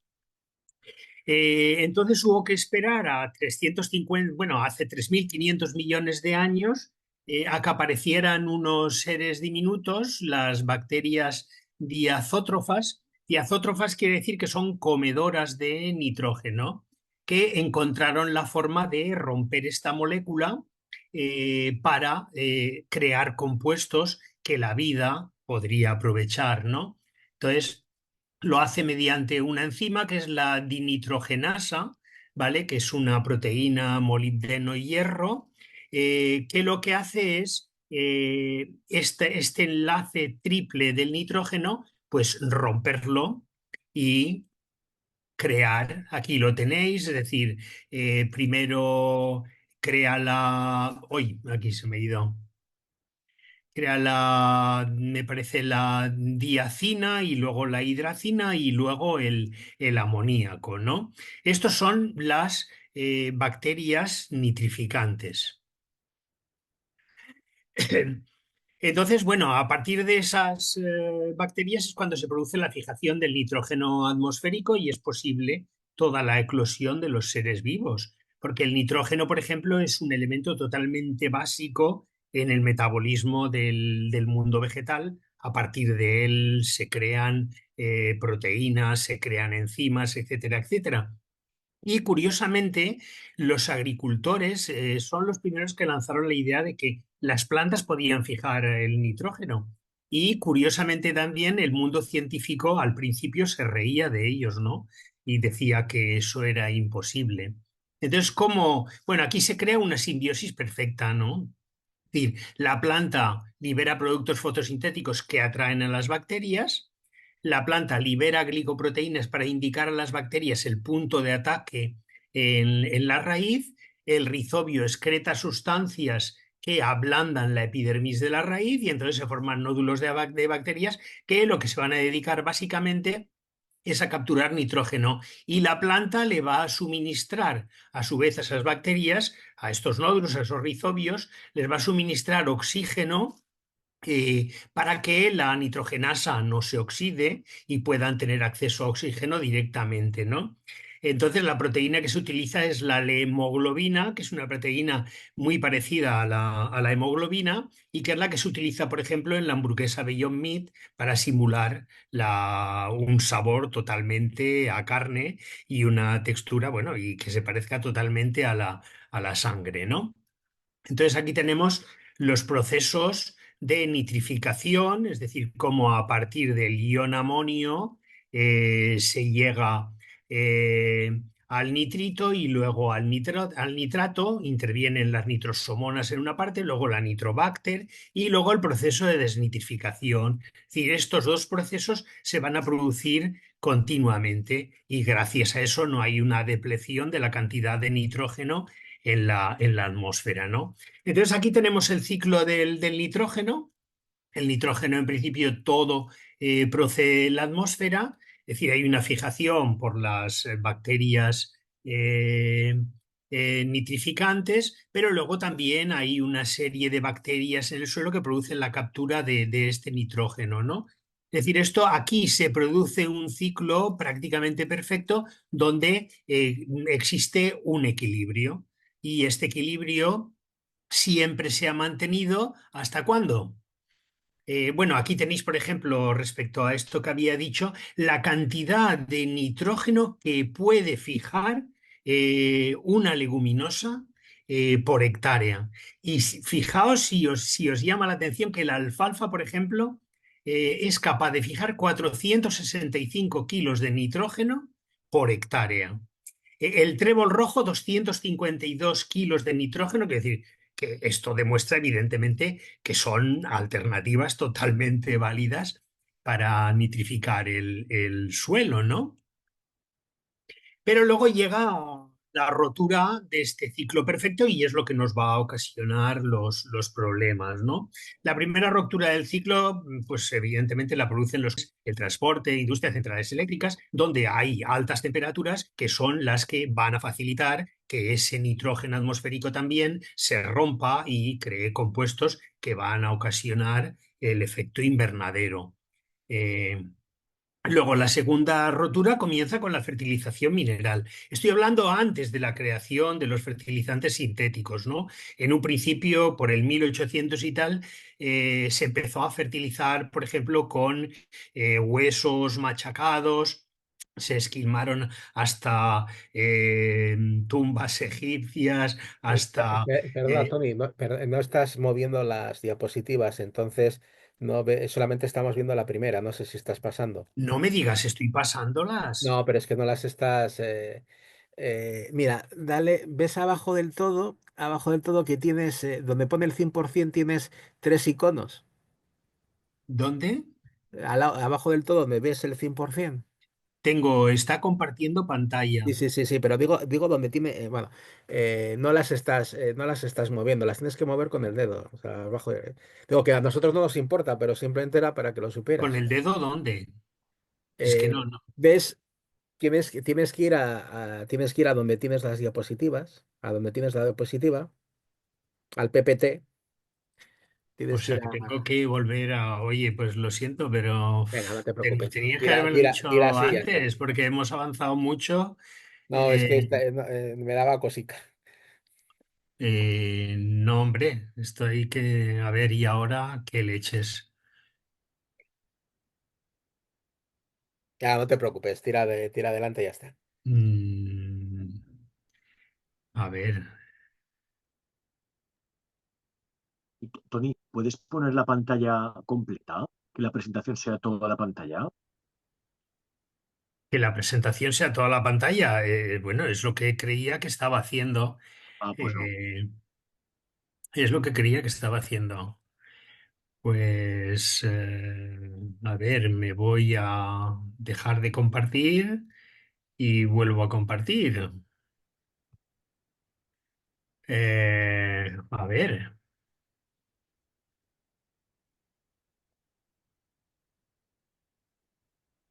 estábamos aquí, estáis viendo esto, ¿no? La Sí, segunda. sí, la segunda rotura. A ver, bájala, a ver Ya, si lo que ahora pasa sí es que se que podrá, Tony. luego me volverá a pasar cuando pase de diapositiva. Prueba Eh, ahora, Tony. Tony, haz la prueba de cambiarla ahora. de cambiarla ahora. A ver, ¿se ve? Ya ¿Se ha está, cambiado? vale, ya está, sí, ya lo tienes, sí, ya lo tienes, ya lo vemos. Vale, Venga, continúa. perfecto, bueno, Gracias. bien. Vale, pues entonces la segunda es esta cuando se empieza, cuando se sigue, por ejemplo, con el guano y existen las primeras guerras por el control del guano, famoso nitrato luego llega el famoso nitrato de Chile, ¿no? Se sigue con el salitre del desierto de Atacama y bueno, ahí hay toda una serie de sangrientas guerras por el control de los fertilizantes por la riqueza que suponen, ¿no? Pero luego llega la tercera rotura, que es la síntesis de Haber-Bosch, que supone la auténtica revolución después de muchos intentos, ¿no?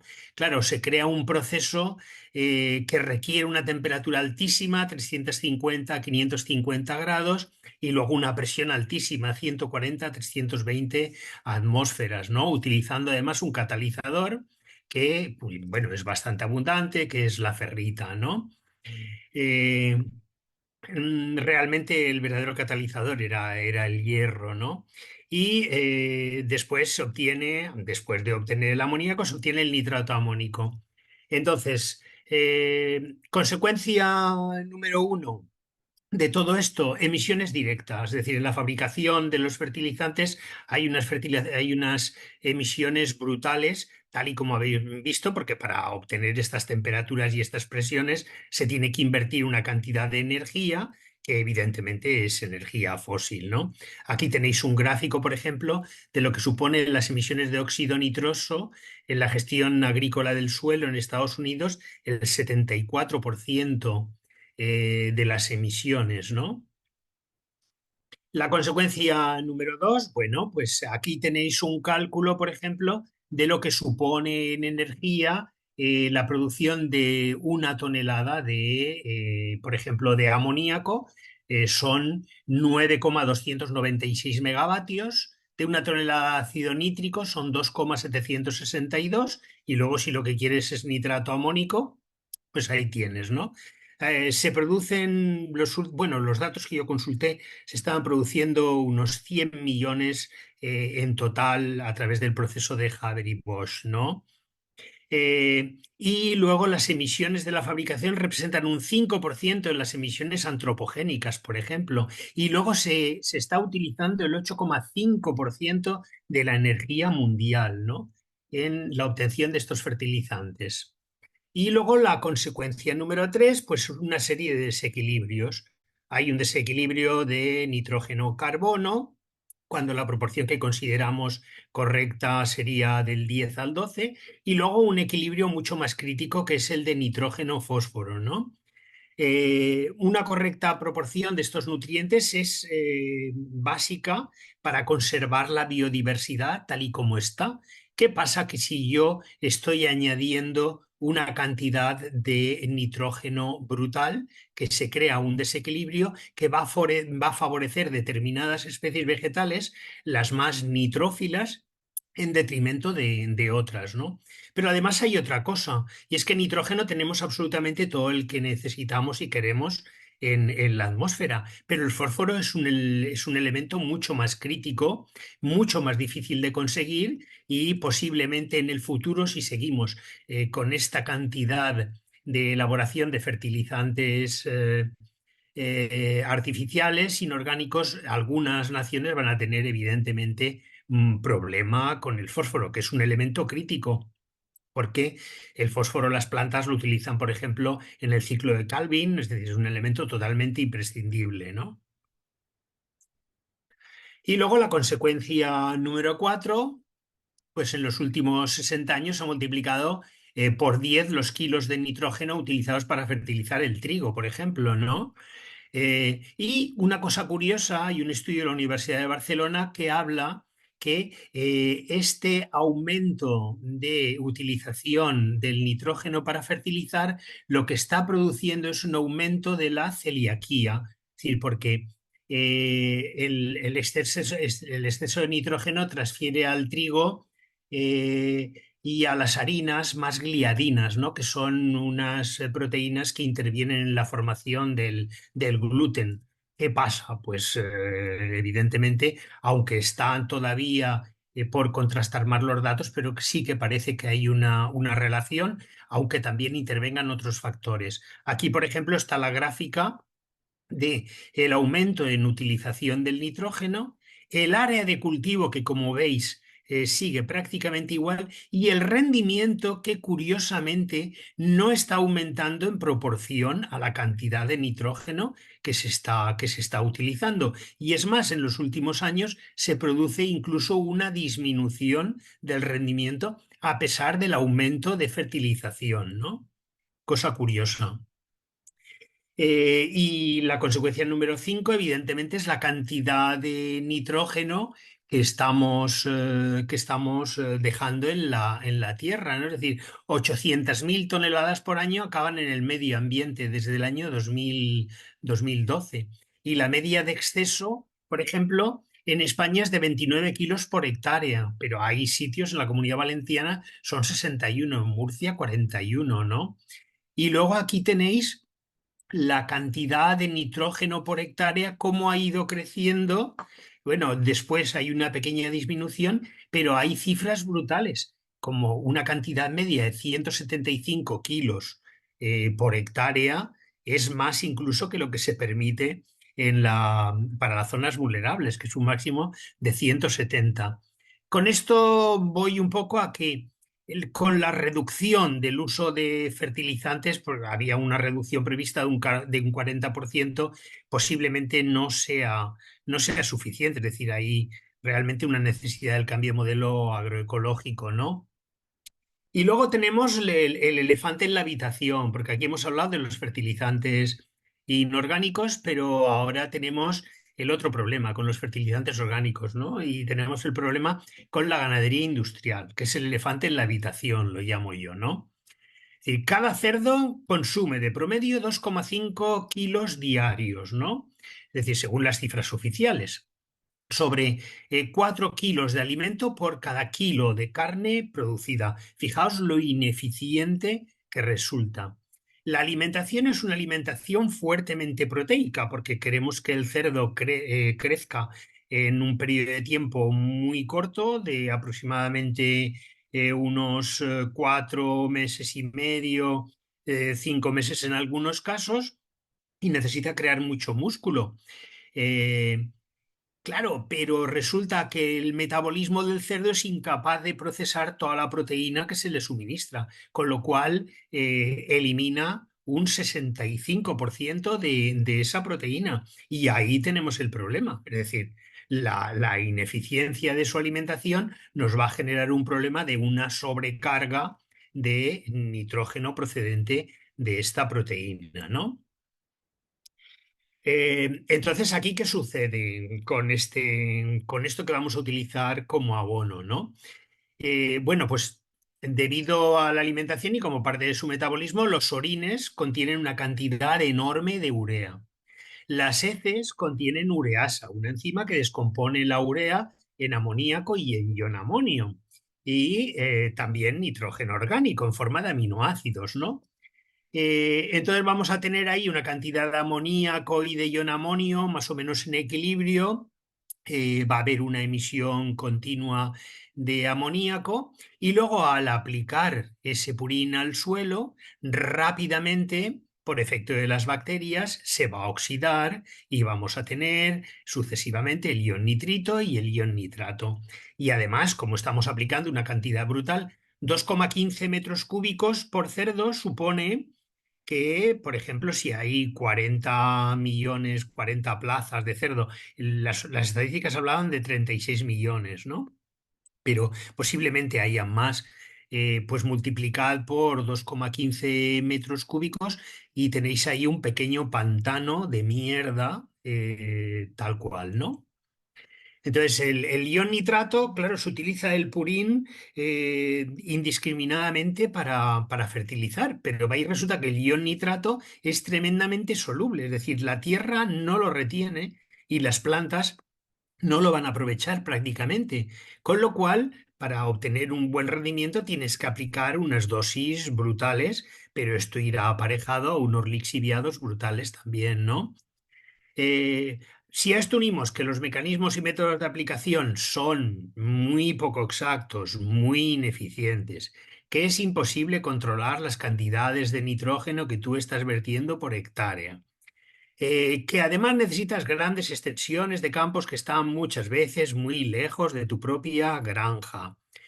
Una granja que además está tremendamente sobredimensionada, ¿no? Pues ¿qué pasa? Acabamos con aplicaciones totalmente excesivas. Estamos hartos de denunciar, por ejemplo, aplicaciones donde se ven ríos de purines yendo por arroyos, etcétera, etcétera. Y luego uno aplica en el sitio más cerca que tiene, en las parcelas más cercanas a la explotación, porque tiene que ahorrarse en combustible. Es decir, es muy caro llevar esos purines a una larga distancia, ¿no? Y entonces el resultado por ejemplo, esto es el estudio multiisotópico que hizo la propia Consejería de Castilla-La Mancha de Desarrollo Sostenible, y tomó algunas muestras en zonas vulnerables para determinar cuál era el origen de, de esa contaminación en las zonas vulnerables, ¿no?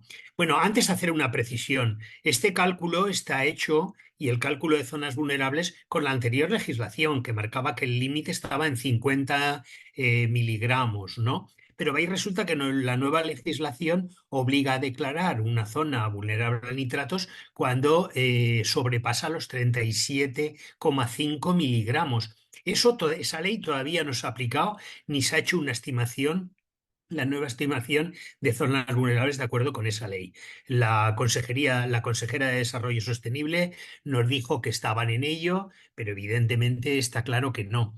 Y luego nos discutía, cuando sacamos la nota de prensa, pues que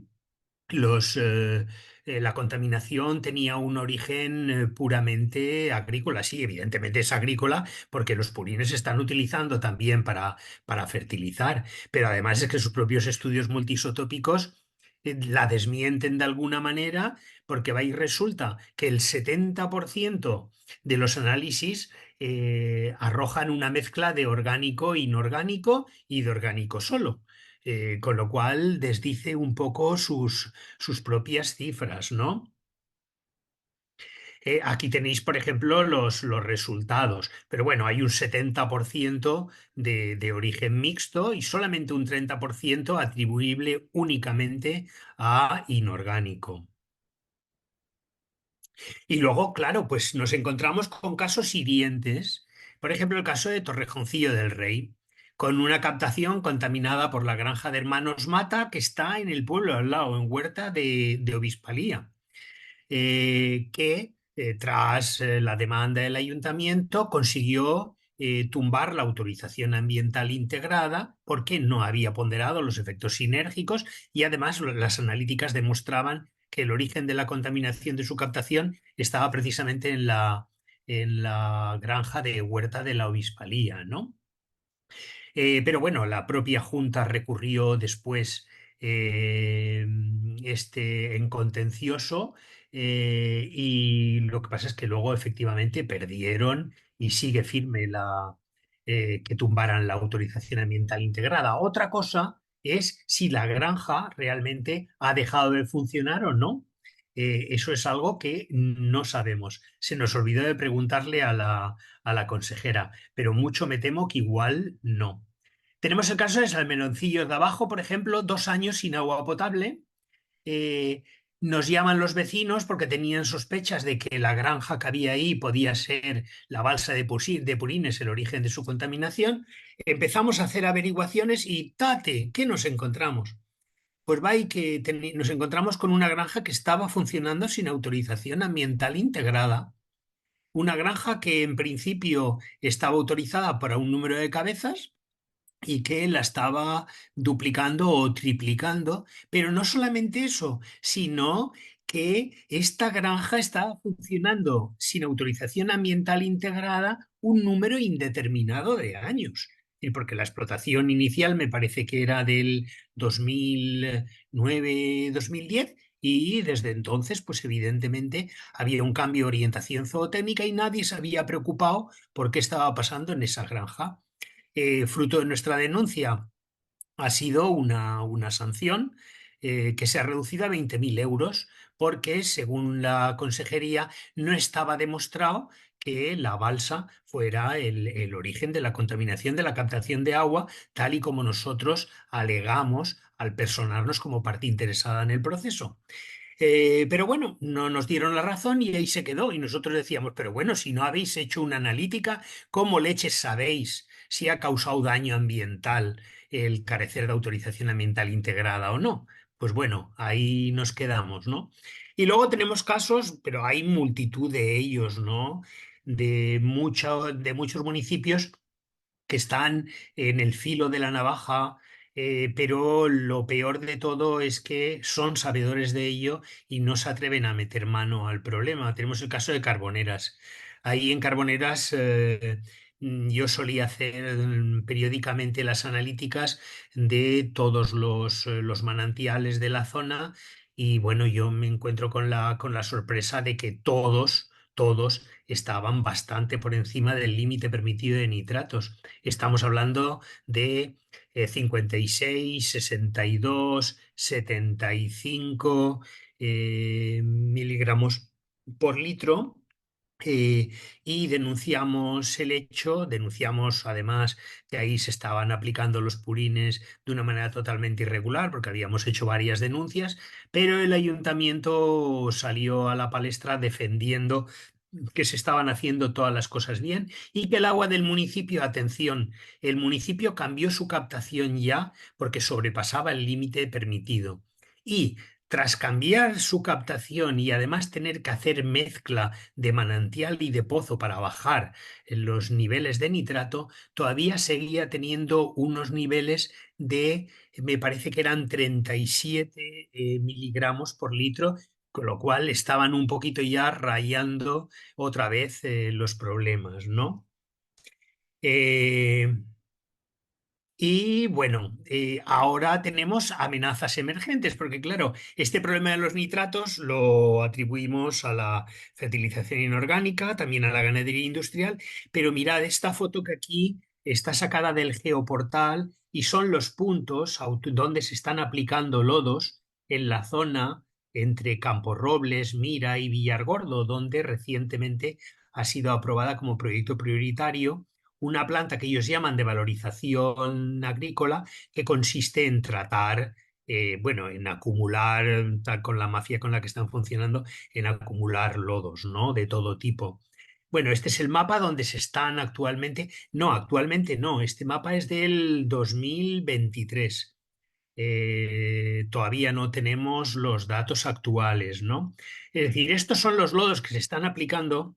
Estamos haciendo un seguimiento en la zona mediante fotos, mediante denuncias. Esta noche voy a enviar una nota de prensa porque esto es el mayor veneno. Claro, se están utilizando lodos sin estabilizar, que ya en sí mismo contienen una cantidad de nitrógeno brutal, que tienen una cantidad de líquido brutal, que están lixiviando. En las fotos se ven como el agua chorrea y se está filtrando por la tierra. Y esto no lo controla absolutamente nadie. Es decir, esto es otro elefante en la habitación porque se ha multiplicado por 10 la utilización de lodos en la zona, y mucho nos tememos que a la vista de lo que estamos viendo se va a multiplicar mucho más. Es decir, este será otro de los temas que en el futuro... Esto, por ejemplo, es una de las fotografías de lodos que se están utilizando para abonar ahí en la agricultura. Este montón está seco, ¿vale? Este no es, son restos de desbaste, es decir, del cribado que hacen del lodo, y los están utilizando para... Es totalmente ilegal, evidentemente, pero ya lo hemos denunciado en algunas zonas y el Seprona no ha hecho absolutamente nada, ¿no? Porque dicen que los certificados los tienen correctos. Sí, claro, evidentemente los certificados serán correctos, pero tenemos un problema. Jorge, tenemos que ir terminando. Vale, pues nada, esto ya definitivamente la estrategia que seguimos: contacto con localidades, charlas informativas, poner el recurso agua en el centro del discurso, su enorme consumo, su riesgo de contaminación, la base de datos del SINAC, que es la que utilizáis también la gente del área del agua, la constitución de plataformas, es decir, en cuanto nos llaman a algún pueblo, charla, es animarlos a crear una plataforma. Asesoramos en las alegaciones y en todo lo que hace falta. Hay veces que es un poco frustrante porque después de darlo todo, como en el caso de Salmeroncillos, la gente no se quiere significar y no quiere llevar la lucha más allá, con lo cual tenemos las manos halladas. Y luego está la batalla mediática, ¿no? Luego tenemos la participación en la Red Ciudadana de Vigilancia del Agua, que le impulsó Greenpeace, la cual participa Pueblos Vivos y Stop Ganadería Industrial. Y yo concretamente pues tengo un medidor de nitratos que es el que efectúa un poco las mediciones de toda la serranía baja, ¿no? Y los datos, bueno, pues son preocupantes, como os he dicho. Y nada, pues esto es mi presentación. Espero no haber sido demasiado coñazo ni largo. Que va, que va. Muchísimas gracias al res. Nada más, simplemente quiero aprovechar la ocasión porque aquí con nosotros está Ana Alonso de Galicia, que también lleva trabajando desde hace tiempo con el tema de nitratos y que el año pasado bueno, hizo ella un trabajo espectacular. Simplemente es bueno, si quieres, si quieres comentar, Ana, muy por encima tu trabajo y pidiendo disculpas porque al final no cabíamos todos y todas. No, no hace falta que lo comente, Coldo. Ya creo que, por lo que he oído, es creo que común a todas las comunidades de aquí de España, ¿no? En definitiva, pues el trabajo consistió en una comarca en la que hoy día la Xunta niega que haya nitratos.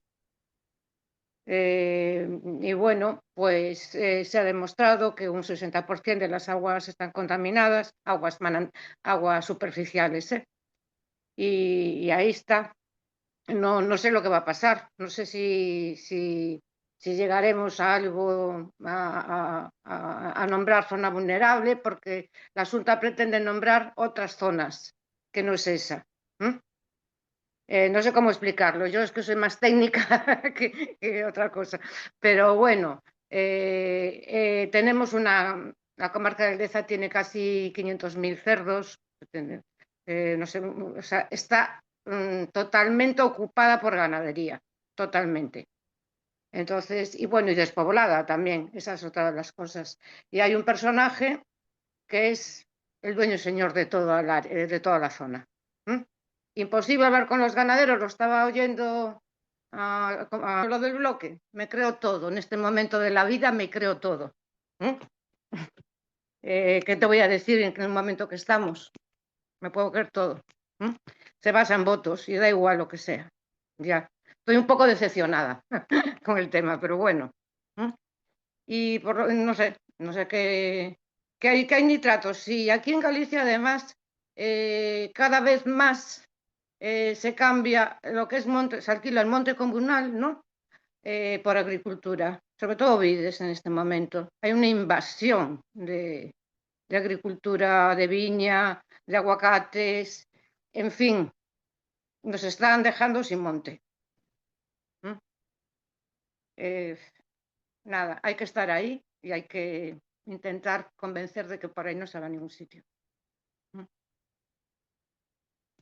Bueno, siento la del bloque, pero bueno. Bueno, muchas gracias.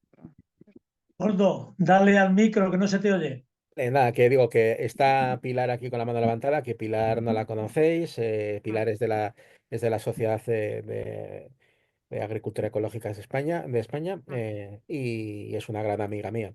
Entonces, si no hay más preguntas, pues Pilar la última y damos el cierre, si os parece bien. mm. Pilar, cuando quieras.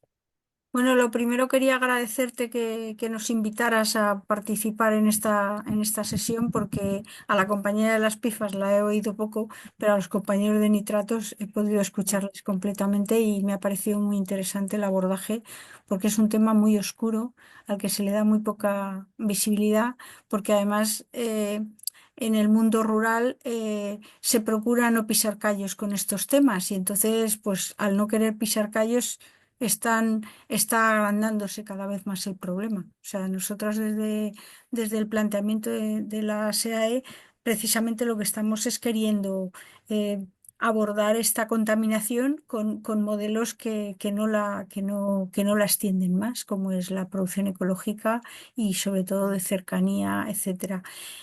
Pero quería darle una vuelta de tuerca a este tema porque como por el lado de Garbancita Ecológica yo trabajo tema escuelas y todo esto, y ahora hay un borrador de ley de tema de qué alimentación damos en los centros escolares, pues no sé si os habéis percatado de que recientemente ha habido unas alegaciones que ha hecho el sector cárnico al Real Decreto, que planteaba algo tan sucinto como decir hay que reducir la proteína animal que se le da a los escolares entre infantil, primaria y secundaria, y hay que reducir las carnes rojas por problemas directamente de cáncer, ¿no? Las carnes rojas como máximo una vez, perdón, como orientativo una vez al mes, y en las procesadas sí o sí el que fuera máximo una vez,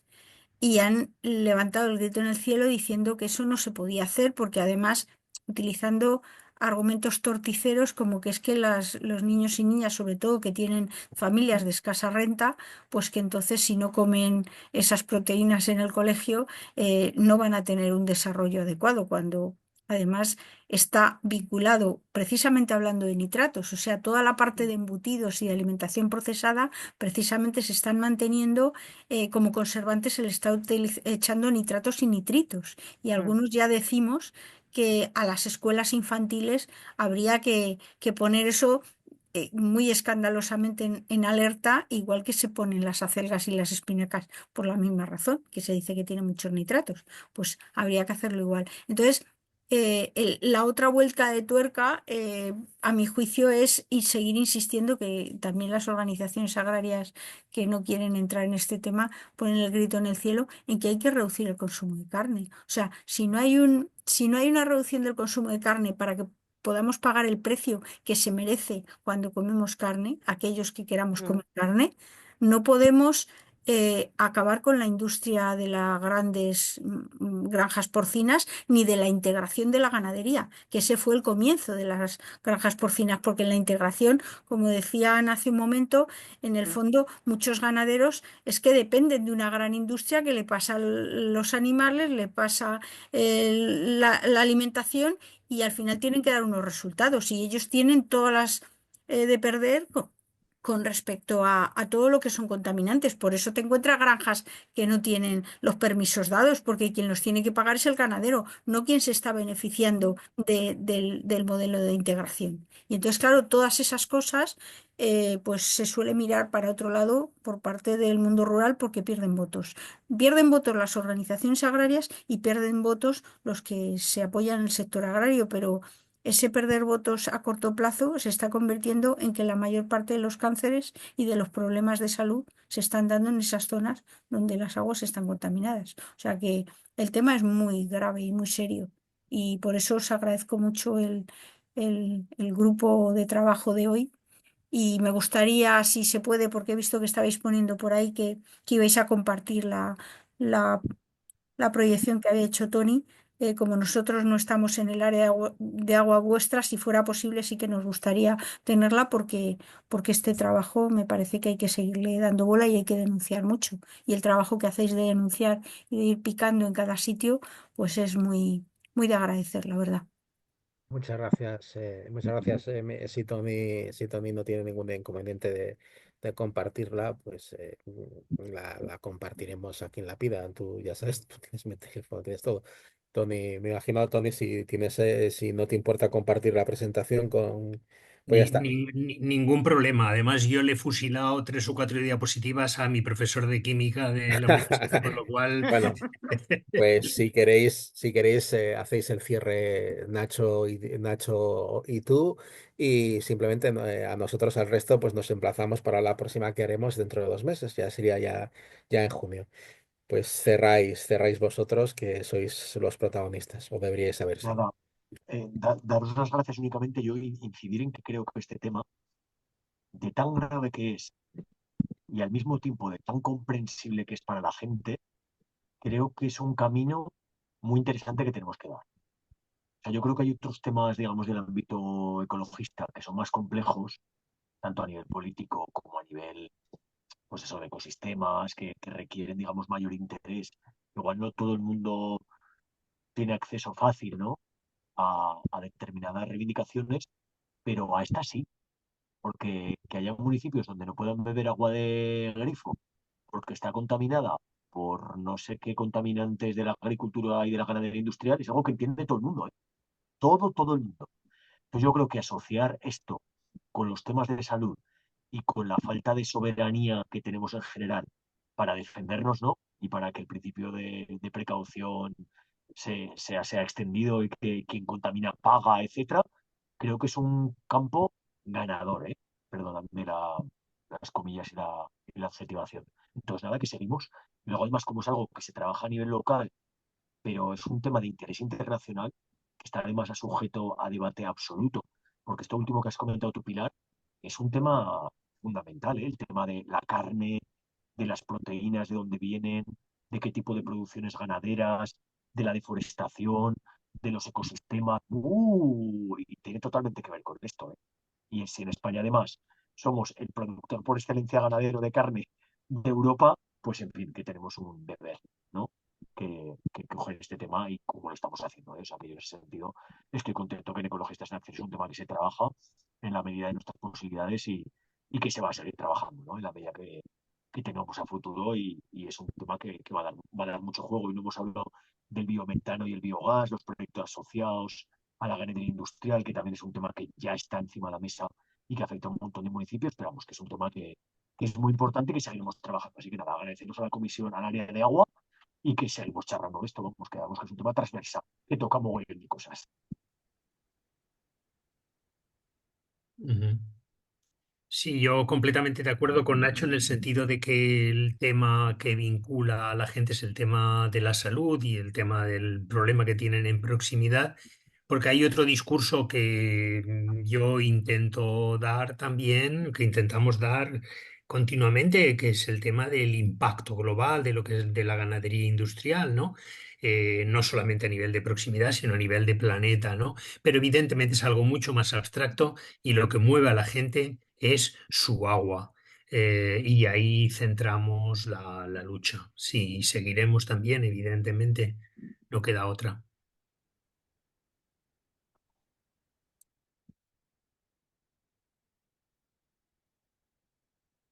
Ya estáis, pues damos por terminado el tema. Muchísimas gracias. Muy interesante, sí. Muchas, muchas gracias. Luego, chao. Te Chao. envío la presentación, Coldo, ¿vale? Venga, muchas gracias, Tony.